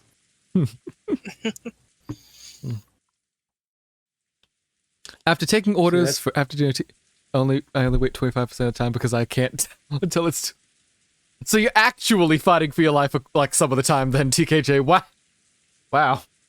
That's a choice. Good on you if you can manage to make it work. It's a good way to piss yourself in the 50s. In your 50s. But see, if you pressure it all the time, you're training muscles. Like, tension, release, tension, release. You gotta do it along till you have the strongest bladder in the world, able to hold an ocean.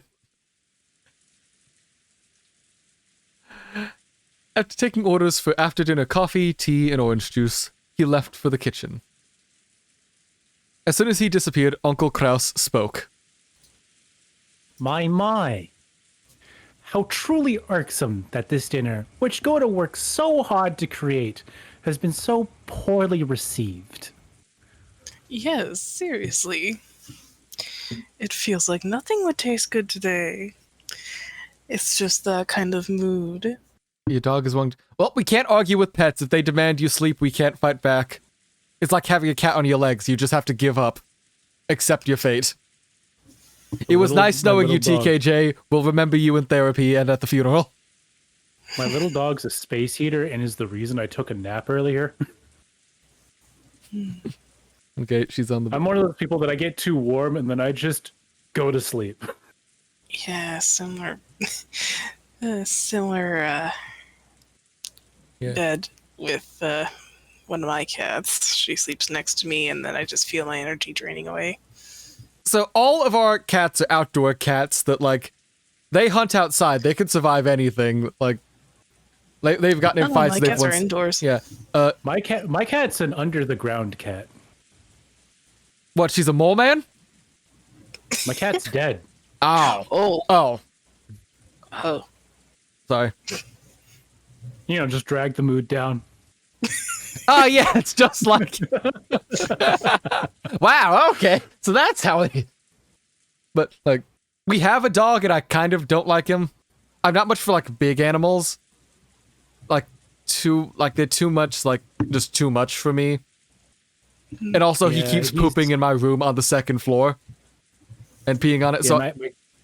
We've had to... It's okay, TKJ. It's been a while. Yeah. We've had to install a gate at the base of the stairs so he stops getting up here whenever I have to leave the door open to air out. Ah. Yeah. Oh.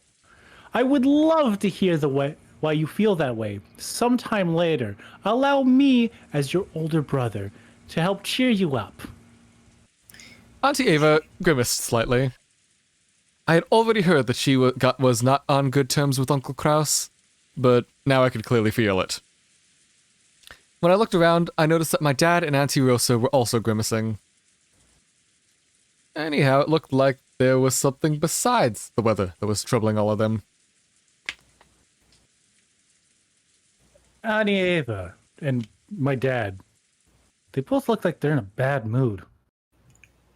Really? I don't think so.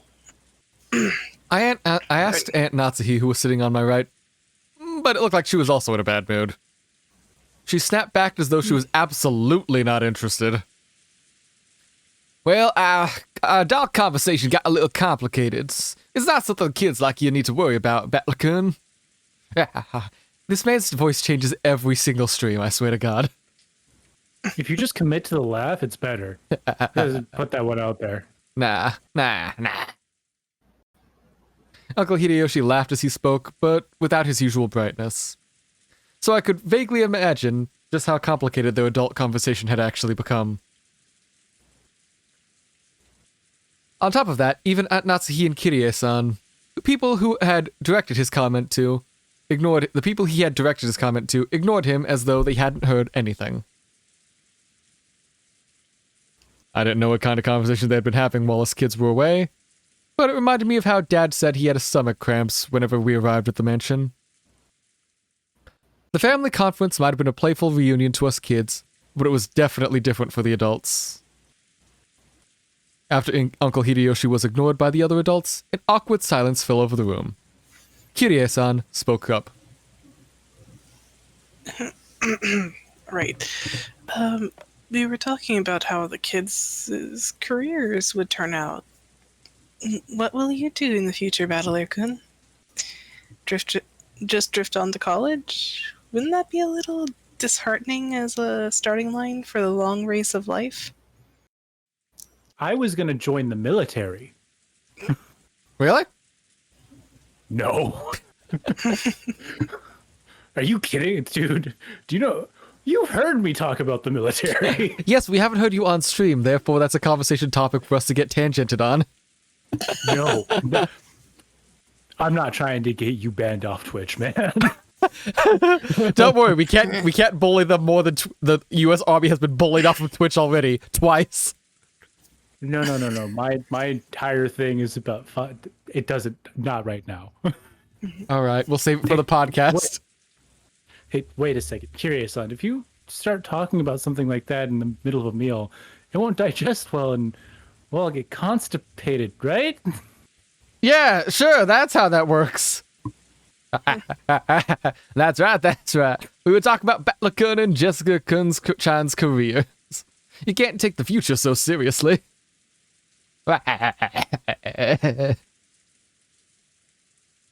Hideyoshi heartily agreed as if they had really been talking about that, but they probably hadn't.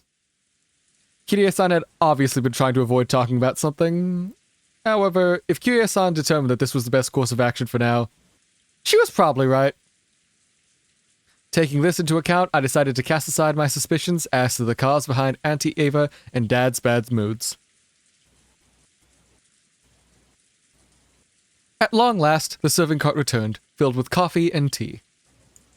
Kumasawa-san and Shannon-chan served it to everyone.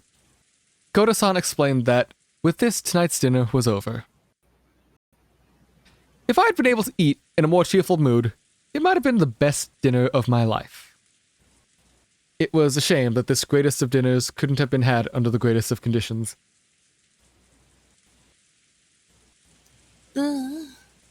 Jojo right back. Nichan is the...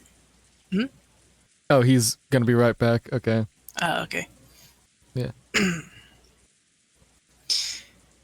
Might as well just... Okay. I was gonna say, should we just continue, or... I think we're able to continue for the moment. Yeah, we should be fine.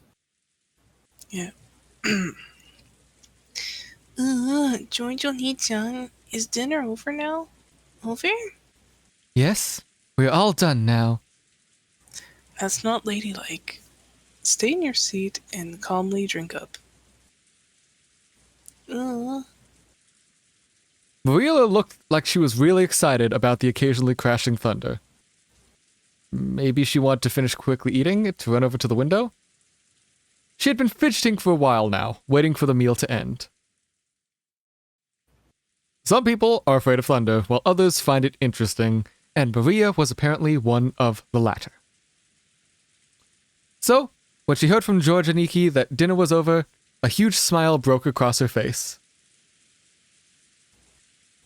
She then stood from her seat, took out her handbag, which she had set under her seat, never having left it even while she was eating, and began fishing around inside of it. No one seemed particularly concerned with this behavior. What's that? Where did you get it?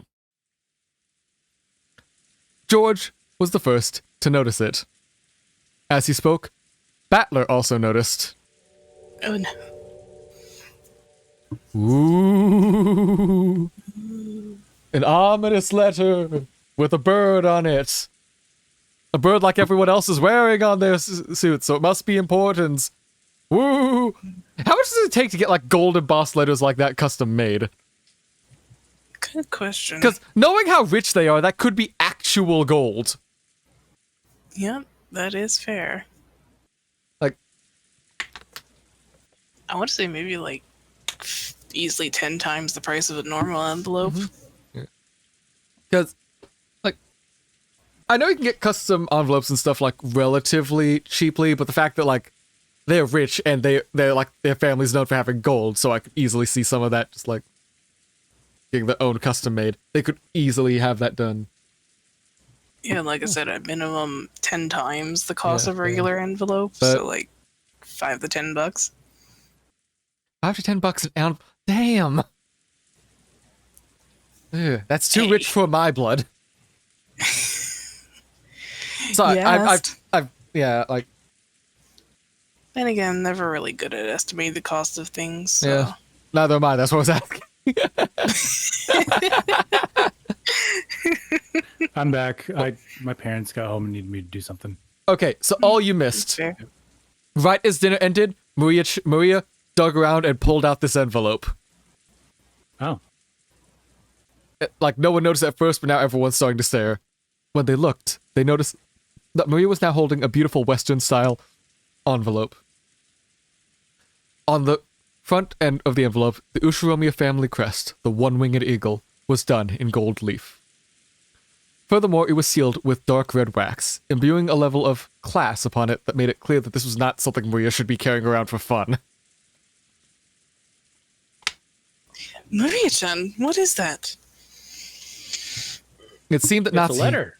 had also noticed the strangeness of the envelope that Maria was holding. Because her voice sounded too serious to be admonishing a small child, the other relatives finally noticed. What's up, Natsuhine-san? What is that? Maria, where did you pick that up? That envelope was Kinzo-san's. As Nanjo muttered that, even us kids could understand why everyone seemed to be frozen solid. The envelope that Maria held was one of the Ushiromiya family's head's custom-made envelopes made for private use. In other words, it could only mean one thing. The envelope contained a message from Kinzo. Oh? What's an envelope like that doing here? It looks like something really interesting has jumped out at us. Just let me have a peek. That's mail fraud. No, I'm reading it. I was told to read it to everyone. Uncle Hideyoshi had tried to snatch the envelope from Maria's hands, but she protected it as though hugging it, and didn't let go. Negative points to Hideyoshi, but I understood what he was doing. To be fair, she should absolutely have no reason to have that. Yeah. Hideyoshi-Nisan, you shouldn't take something from a child by brute force. Maria-chan, where did you get this envelope? Oh, got it from Beatrice when she gave me the umbrella. She told me to read it to everyone after the meal was over. I'm the witch's messenger. Oh. Messenger. The witch of the island sure likes to mess around. Battler tried to joke about it, but no one went along with him. I wonder what's written inside of it, Maria-chan. Reading. Maria casually opened the envelope. It was sealed only with wax, so she just had to remove the sealing wax to open it. That sealing wax fell onto the desk. Hideyoshi hastily picked it up and stared fixedly at it. He then set it in the center of the table where Natsuhi, Kirie, and Nanjo glared at it. Imprinted there in the sealing wax was the one-winged eagle, which was the Ushiromiya family crest, also Kinzo's personal crest. This is the family's head's personal crest. I know. I've received letters from Kinzo-san before, without a doubt. This is Kinzo-san's wax seal.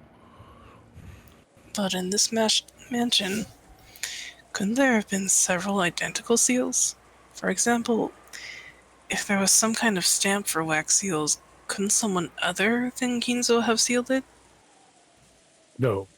Kinzo-san always uses a ring on his finger for his proof of the Ushiromiya family headship, which he sealed with the wax. This shape and complex design is definitely Kinzo-san's seal. That's not necessarily so. Anyone in the family must have received a letter from Dad at least once. We can't eliminate the possibility that someone, using that wax as a model, created a fake seal to pass themselves off as father. I agree with Aniki. No matter how much the seal resembles Dad's, we can't prove that it is the real thing. Therefore, it doesn't prove that this envelope came from Dad.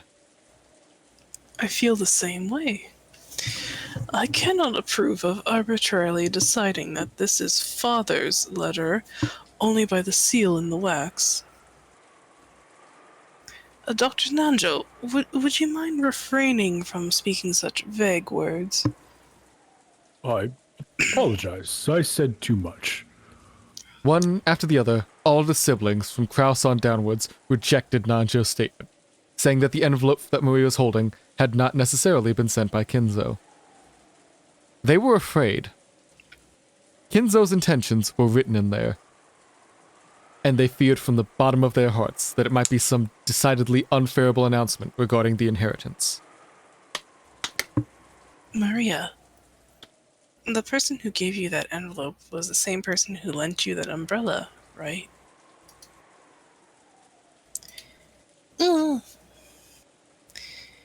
I don't know what means. Is it true? Yes. So in other words, the witch, Beatrice, gave you that envelope along with the umbrella. Sorry. Maria nodded forcefully. I agree with my husband. It is a dubious letter handed over by some suspicious person. It's not even worth reading. Oh, go on. What's the worst that could happen, all right? Battler said it to Jessica in a small voice, pretending to stir things up. But Natsuhi had heard him clearly and glared at him with threatening eyes. Battler has no genre savviness. Clearly not. Mm-hmm. And then Beatrice told you to read it after the meal was over, right? Ooh, Why not, everyone? This isn't grandfather's envelope.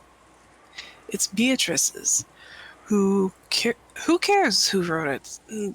Why can't we just hear what's inside before passing judgment?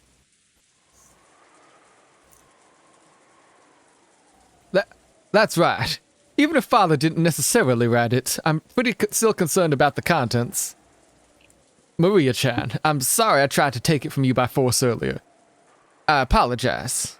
Will you read it aloud in front of everyone? Maria, read it. As all of the relatives stared fiercely at Maria, she spread the letter open with a rustle. Do you really think it's Dad's letter? Impossible. Whenever Father has announced something to us in the past, if he didn't do it directly, he would always send Genji-san, right? I can't believe they would use such a joke-like approach. That's right, Maria, a messenger. That's seriously not his style. Rosa, this must be Maria-chan's trying to surprise us with some kind of hidden talent, right? Maria's not a kid capable of something so clever. She's kind of an idiot. Such faith in your daughter. Yeah. Now, my kid's fucking stupid. You don't understand. Like, when they were telling about how many grades are going into, like, how long they would be in elementary school, grades 1, 2, 6. She's like, where's the rest? Where's 3, 4? Where's 5? Man, I didn't know Maria was Gura. I'm glad someone got that. reading. The words came out of Maria's mouth, but for some reason it felt like her voice was different than usual. Everyone went suddenly silent. Which voice? Welcome to Rokkenjima, ladies and gentlemen of the Ushiromiya family. I am Beatrice, the alchemist for this family, under the employ of Kinzo-sama. How absurd. Quiet. Yes, quiet indeed, because we have a push-up to do.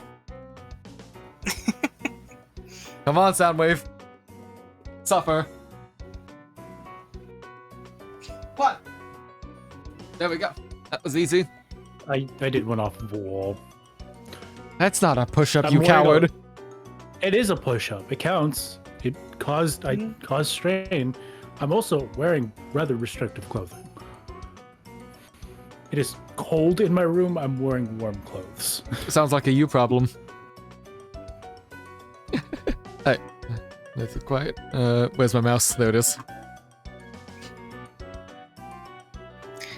I have served him for many years in accordance with our contract. But today, Kinzo-sama has announced the termination of that contract.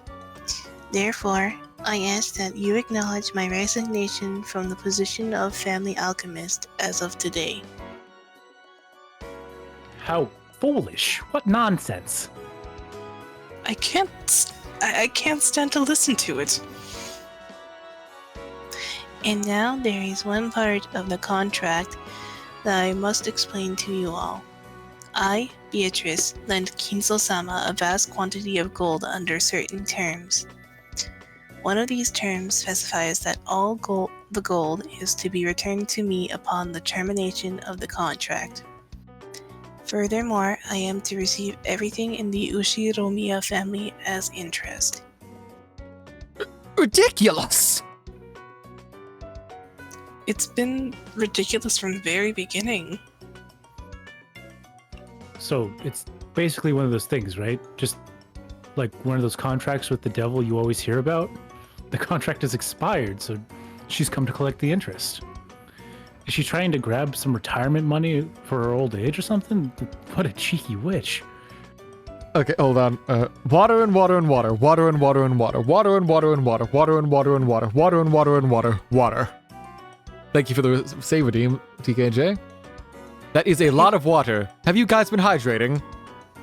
Yes. Because we're also- already past our usual time period, and my voice is going on a lot better than it was for the other streams.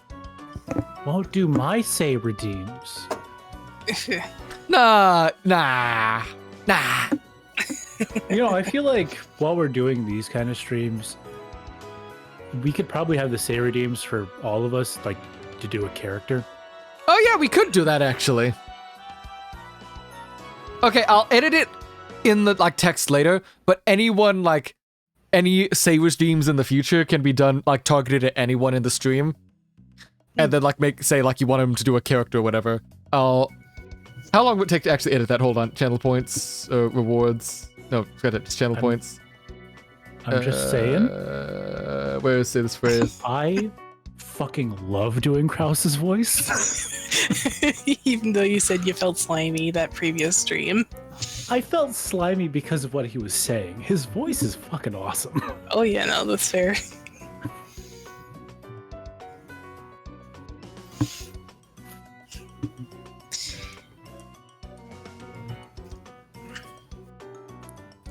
Alright, I have updated the point redeem.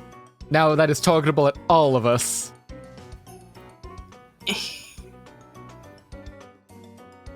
Batlurkun, now is not the time to joke around.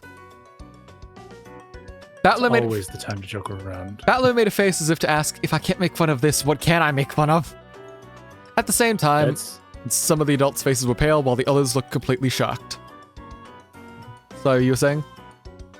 Oh, that's my constant state. If I can't make fun of something, then what can I make fun of? Not that. Apparently. Right. After hearing this, you may feel as though Kinzo-sama has been savagely ruthless. However, Kinzo-sama did append a special clause to the contract so that you would have a chance to preserve your wealth and honor. If and only if that special clause is fulfilled, I will lose my rights to the gold and the interest for all eternity. A special clause? What is it? Special clause. Beatrice has the right to collect the gold accumulated and the accumulated interest upon the termination of the contract. However, if someone is able to discover the hidden gold of this contract, Beatrice must abandon these rights for all time.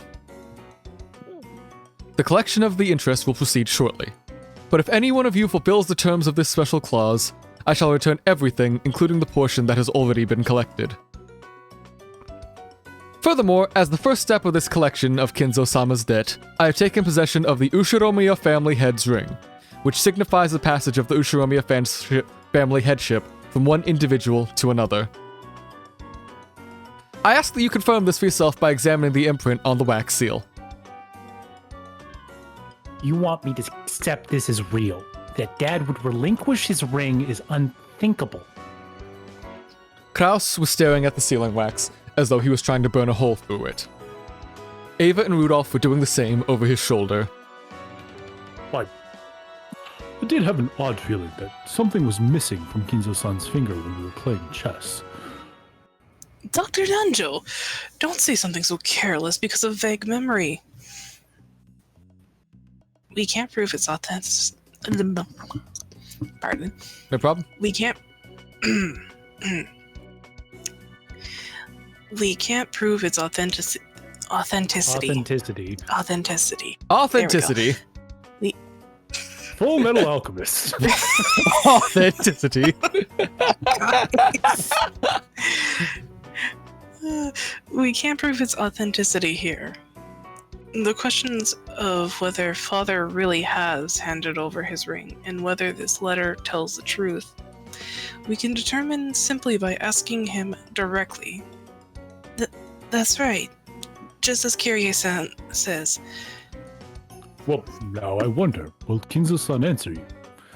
After all, the person's thoughts are sometimes impossible to predict with using common sense. Did you mean to do that as the Say Redeem, TKJ?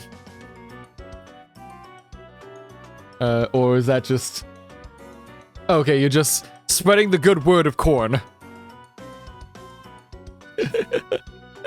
Coin and coin and coin and coin and coin and coin and coin and coin and coin and coin and coin and coin and coin and coin and coin and coin and coin and coin and coin. I didn't know you were such a big fan of Conan the Barbarian. Well, it is one of the few shows that exist right now. I do enjoy watching Arnold Schwarzenegger be a barbarian. I've never watched that show. I'm making this shit up. I was about to ask. It's Arnold Schwarzenegger, and I know that much, but beyond that, Well, I first have off, it no was a idea. film. Same. It was a film.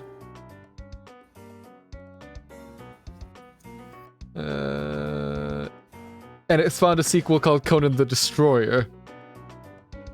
And then it Well, led to a I'm a- reboot in 2011 that was apparently terrible.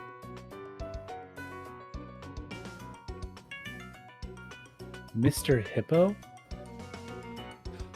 Oh, you talking about FNAF's Mr. Hippo? Yeah, I think I know. I What? know who you're talking about. Hold on, I will pull this up. I will stop the stream right now just to talk to you about Mr. fucking Hippo. So Mr. Hippo has the Kraus voice. Hold on. We are Incredible. muting. Where is the mute button? Hold on. We are muting Umineko. We are pulling up.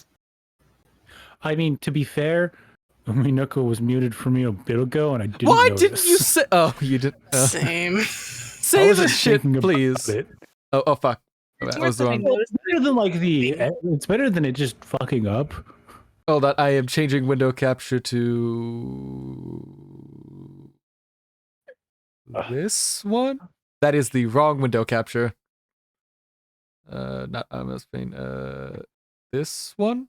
No. Why the fuck? Oh, I'm seeing it. No, I know you're not a streamer. Fuck it. We'll do that. We'll change game audio to... Alright, so this is Mr. Hippo from Five Nights at Freddy's Ultimate Custom Night. I could absolutely go on for more about Five Nights at Freddy's and how stupid this series is, but I'm not for now. My friend, 'Cause you're not you Matthew have met a Patrick. Terrible, terrible demise.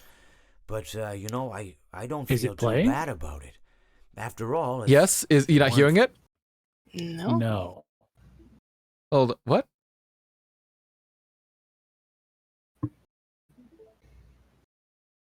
From me, it would have just been from someone Is it coming else, through now? you know? Or... I guess what I'm trying. Okay, I see that. That solves the problem. Discord died. Discord is fucking dead. Discord got shinda. Okay. They're just little cogs. You can't make this stupid shit up.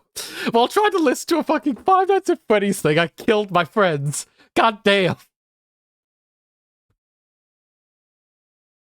Case. Hello. So, Discord died. The reactives are also lagging. Yeah, hold on. I could probably just reset those. Or not. They're just fucking dead. Okay, Oh, then. cool. We're just voices in the void now. Oh god, now my internal voices are just screaming at me again. Oh wait, no. You should eat. There we go. You see that deviled egg on the windowsill? You should eat that. Wait, no, hold on. It's no longer... It's not reacting anymore. What the fuck? Oh no. This is the part where it gets all scuffed up. Okay, you're lighting up. Soundwave, say something. Something. Okay. It's working again. Yay! But also that deviled egg has just been sitting there for a while. I don't think it's any good. No, the sun has disinfected it. It's true. It could have done that. It's been very hot recently. You should eat it. Oh.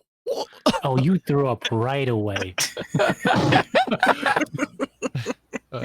Oh, look, there's a second one. You should eat that one too. Look how wet it is. It's ready.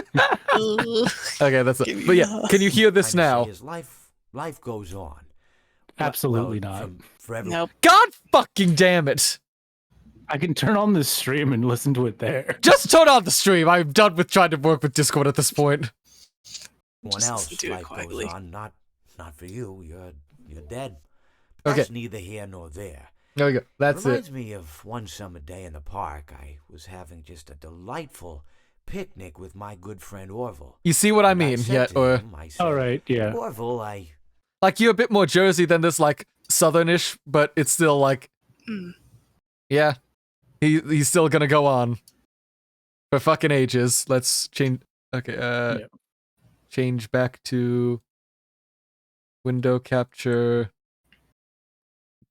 All right, so Umineko. we want to know what the worst part is? I can hear Umineko now. Yeah.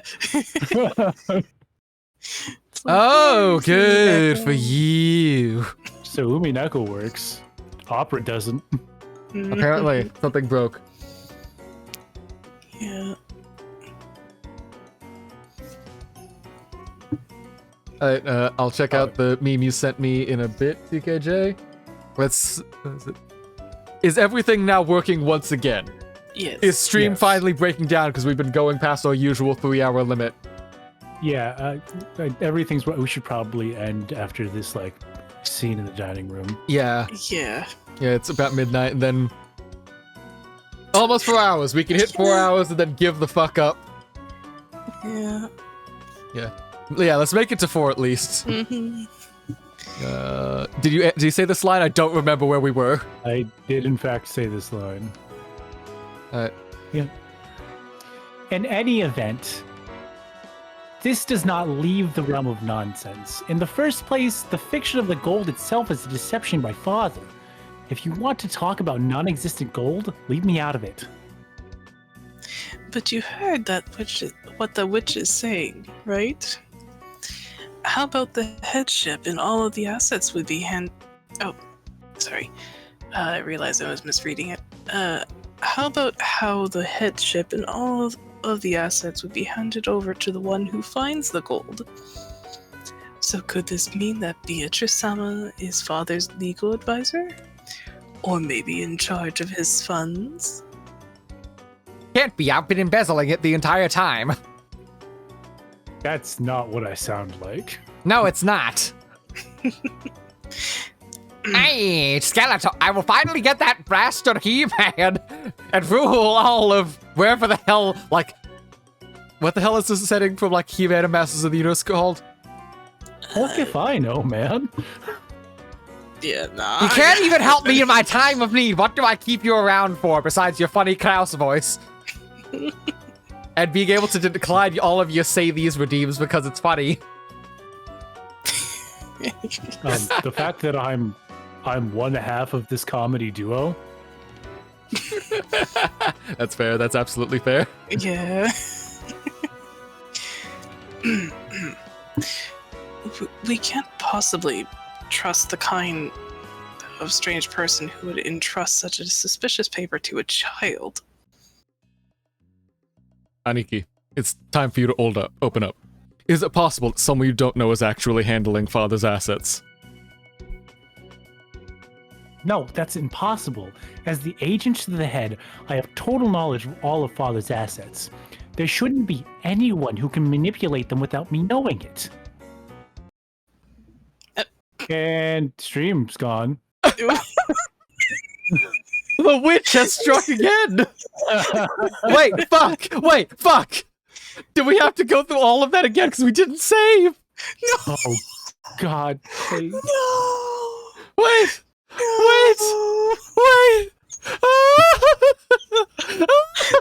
It's like 4 hours That's like down the drain. that's 4 Hold on! hours. Hold worth. on!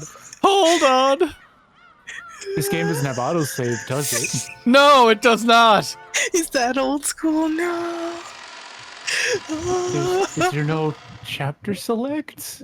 We haven't beaten the... It's this episode select, not chapter select. Okay, we're holding down the skip button. We're speedrunning this bitch. We are finishing this goddamn episode, right? Like at the scene. Case. Recommendation, put this off somewhere else and we open up like YouTube or something. Okay, hold on, I will pull up, Because that's I need something with like 5 minutes to like scan through this. It's gonna take a little bit. Okay, hold on, a video just popped up on my YouTube that I have to absolutely hear, so this is what we're going to listen to while I am waiting for this goddamn video, like this game to catch up. Oh my god. Alright, so we learned that we need to save like a Bethesda game. Okay, until we get back to the stream and shit, and everything's fixed, we are going to be watching a video about how the car Pope is selected in the Cars universe. Where the fuck is, there we go. Oh my god. Actually, wait, yeah, we can watch TKJ's meme for a sec, we can do that. And then we That can, works like, put up better. the... This is a 13-second meme, we're going to need the full car for this video. Four, what's wrong? You look depressed. I just don't know where my co-host No, seriously, is. why is YouTube Oh, muted on I Discord? know where X is. Yeah, seriously. He's dead. What the fuck is that? That's so fucking dumb! Today on Case is the only one that heard any of that. Yep. Are you fucking... One sec.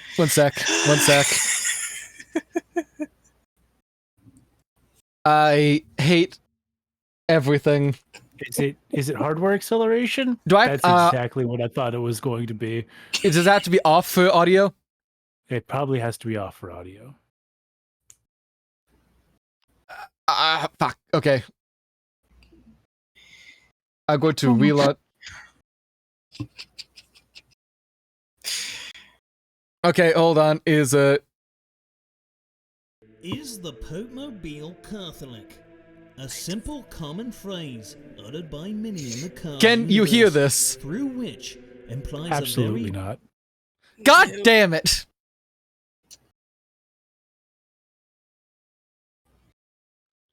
Is the Pope mobile Catholic?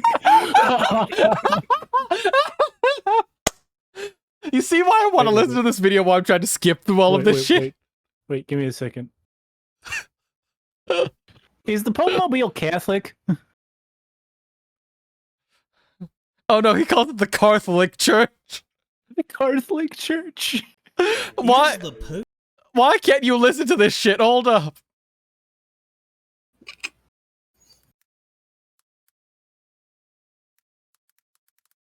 Once again, I have no idea. Hold on, I am... There should be sound. There should be. Relaunch one more time, I swear to God, I'm going to be upset. And of course we get a viewer spike when we have technical difficulties. No!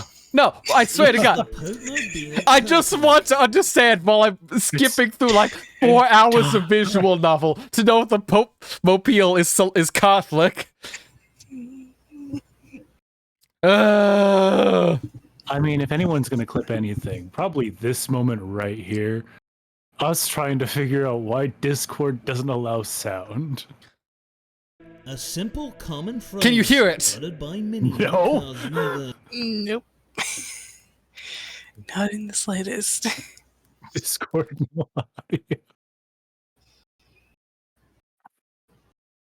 Of course, with the on the screen share option for experimental audio capture. No, this is from Destiny Tech Support. Yes, but it's for Discord, so hold up. Ah. Hold up. Hold up. I think I know where it's talking about, and I swear to God, if this is what I have to do to fix it, I'm gonna be absolutely pissed. Case finally fixes his audio issues on Discord, only to run into more. 4. I am going to throw a brick. What's Hydra. wrong? You Oh, there look it my is. God. depressed.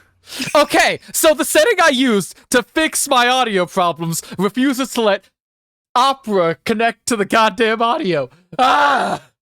That's hilarious. That's actually painful. Okay, here's the thing. This is the thing TKJ wants to share. I'm going to start skipping through Umineko. 4. What's wrong? You look depressed. I just don't know where my co-host is. Oh, I know where X is. He's dead. Nah. What? The hell? Okay, now the important video we all need to understand. Is the Pope Mobile Catholic? This is by DocuDubbery. I am not trying to steal his views. I just need something to pad for time. Absolutely watch this thing and give him views and ad revenue. I am not like those React channels by Alex Gold. I just need something on the screen. Is the Pope Mobile Catholic?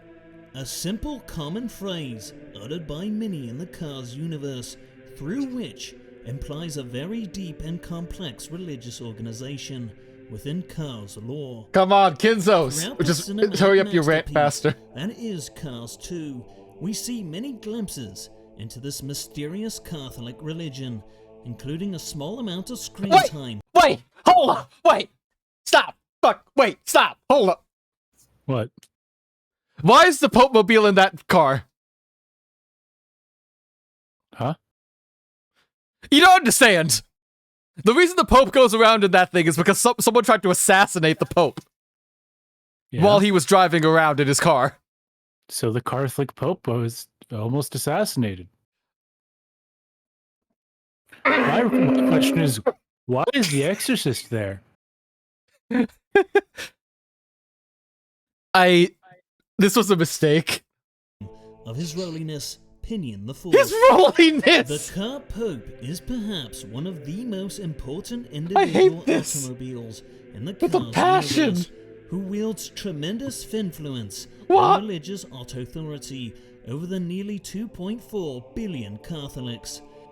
Residing in Vatican City in St. Peter's Basilica, His Holiness the Car Pope is one of Why the most protected is this and able to beloved happen? figures in all of Come on. Car Earth. From the Carsades to the Reformation, the Car Pope has certainly done much to shape car history. But how exactly is His Holiness the Car Pope I hate selected? this so much. Well, to understand this complex process, first we must examine the car law and the hierarchy of Roman Catholicism in the Cars universe. Hold up, we're almost back. We can stop. We're almost back. Yes, Roman perfect. Catholicism. Thank God. Okay, hold up. Yay. Wait, no, save? We're almost back. We're not absolutely back yet. Hold up. Thank God. I like how the fast forwarding is just the sound of wind. Like the wind. Okay. We're finishing this fucking scene and then we're leaving. I am done. 3 things have crashed today. Farther than this. I know, I'm stopping here because it is... Oh. This is where we were. We are here. We are back. We're free. I need to fix the audio. Okay, now we're getting the game audio again. Okay. Velvet, you're We're up. professionals, everyone. Right. Yes, We're not even though Amelie, you we guys don't have reassured scuff on me this we're channel, not what? Professionals. What? Nah, we're not Amelie. Oh, we don't have no, a scuff on this channel. See, we're not Amelie. We fixed the scuff by ourselves. Yeah, we don't rely on It's based off of scientific the time we made you do 50 hydrates instead of 51. God, that's a curse that's been brewing for over a year. Anyways. Actually, I think that's been 2 years, because I think that was back at my old apartment. You've actually been building up that black magic for 2 years. What the fuck? Anyways, We can't prove it's authentic. Ugh. We're finally back and I flubbed this. Okay, we can't prove its authenticity here. The questions of whether Father really has handed over his ring and whether this letter tells the truth, we can determine simply by asking him directly.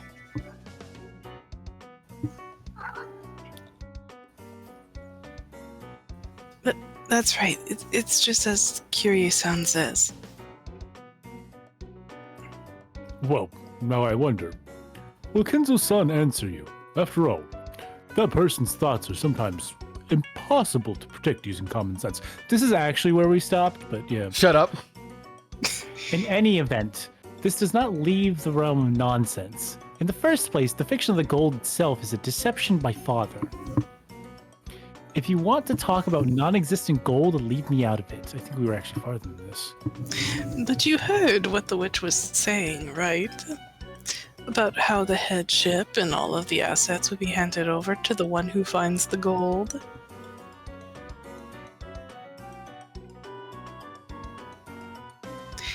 Oh, sorry.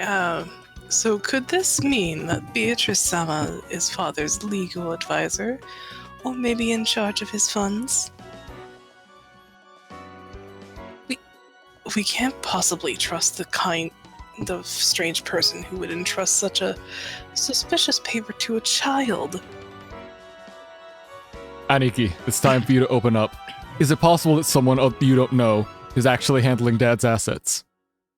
No, that's impossible. As the agent to the head, I have total knowledge of all of Father's assets. You have a quick question, TKJ. Yes, what is it? Please ask.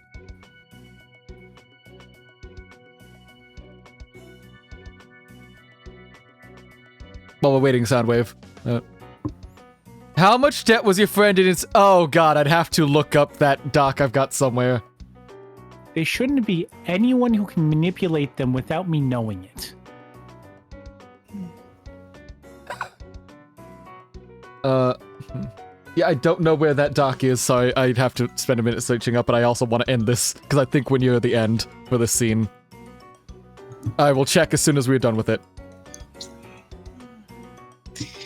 Then there must be some assets that you do not have full knowledge of. Wasn't there, Kraus-Nisan? Absurd. There's no such thing. Oh, yes, there is. One asset of Father's that you know nothing about. There is no way that something like that exists. No, it does. That would be Father's, no, Beatrice's hidden gold. And I absolutely am gonna make him carry the debt over in something like... I think I've been playing some, like, Deep Rock Galactic with him, so I could probably force him into debt there, too. Alright, let's put this in order. In short, Dad has trusted some confidant that not even Aniki knows about. Furthermore, this person has always been in charge of watching and managing the gold. It's possible this person was a dilettante of a very rich family who provided his financing in the first place through a mock devil's contract. Could it be that this confidant, this Beatrice-san, is trying to test which of the sons and daughters is most fitting to be financed by her gold? What Kirie-san had said was something that all of the siblings wanted clarified. Upon reflection, they realized that during the time Kinzo's strange epitaph had been displayed in the hall beneath the portrait of the witch, they had always whispered that the one who would solve the puzzle would receive everything, yet no one had ever clearly stated it. It was just something that everyone had hoped might be true. That had, right there, right now, been clearly expressed by Beatrice's letter. It clearly specified that everything of the Ushiromiya family would be given to the one who found the gold. Kindo-sama has already publicly displayed the location of the hidden gold within the epitaph under my portrait. Pardon, just, like this wearing out my voice. Yeah, we're almost done, I promise. Yeah. Okay, Right. The rules apply equally to all who can read the epitaph. If you discover the gold, I shall return everything to you. I did not click that screen. I don't know why that turned on its automatically, but... Tonight, I ask that you enjoy your battle of wits with Kindo-sama to the fullest. I sincerely pray that this night will both be intellectual and elegant. Beatrice the Golden.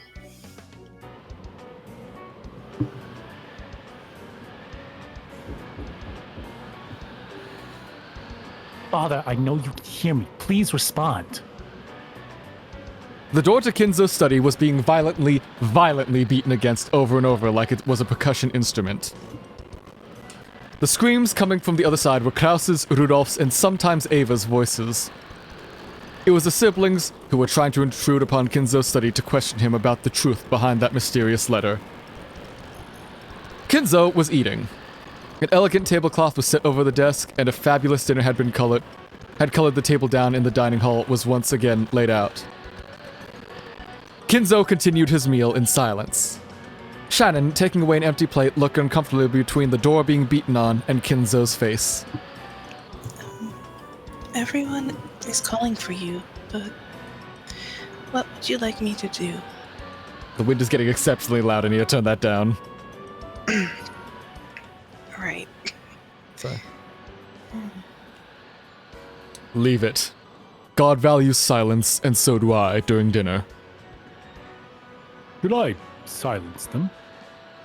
There is no need. It does not even reach my ears. Kinzo coolly tasted his food. Genji quietly lowered his head and took a single step back. As he did, Kanan, who stood in reserve like a shadow behind and to the side of Genji, opened his mouth. Maria-sama seems to have received a letter from Beatrice-sama, so I assume they want to verify its authenticity. That daredevil. Has she started already? Come, Beatrice. There's nothing lacking in the coins I have been wagered. Shall we enjoy this night to the fullest? I have no intention of losing. Your smile is mine for all eternity. If I could see it one more time, I wouldn't regret losing my wealth, my honor, or even my life. Well then, the roulette has begun to spin. Which pocket shall the ball fall into? Noir, Rouge, or House Takes All? Come, you may begin, Beatrice. I'll show you the power of miracles once more. Put it all on 21. That's it. We're free. We're done. Yay! Cool. Now I just gotta remember to save frequently, like a Word document on a buggy computer. Catholic Church raid on Yuma? Catholic Church. Yes, absolutely. We're definitely using that as a raid message, and I was going to raid Yuma because I did see she just went on a bit ago, so, but... It is, in fact, Yuri Friday. Yep, for the first time in ages, but let me quickly check if I've still got that toll and debt doc somewhere. If I not... figure you're talking about Tolan. Yeah.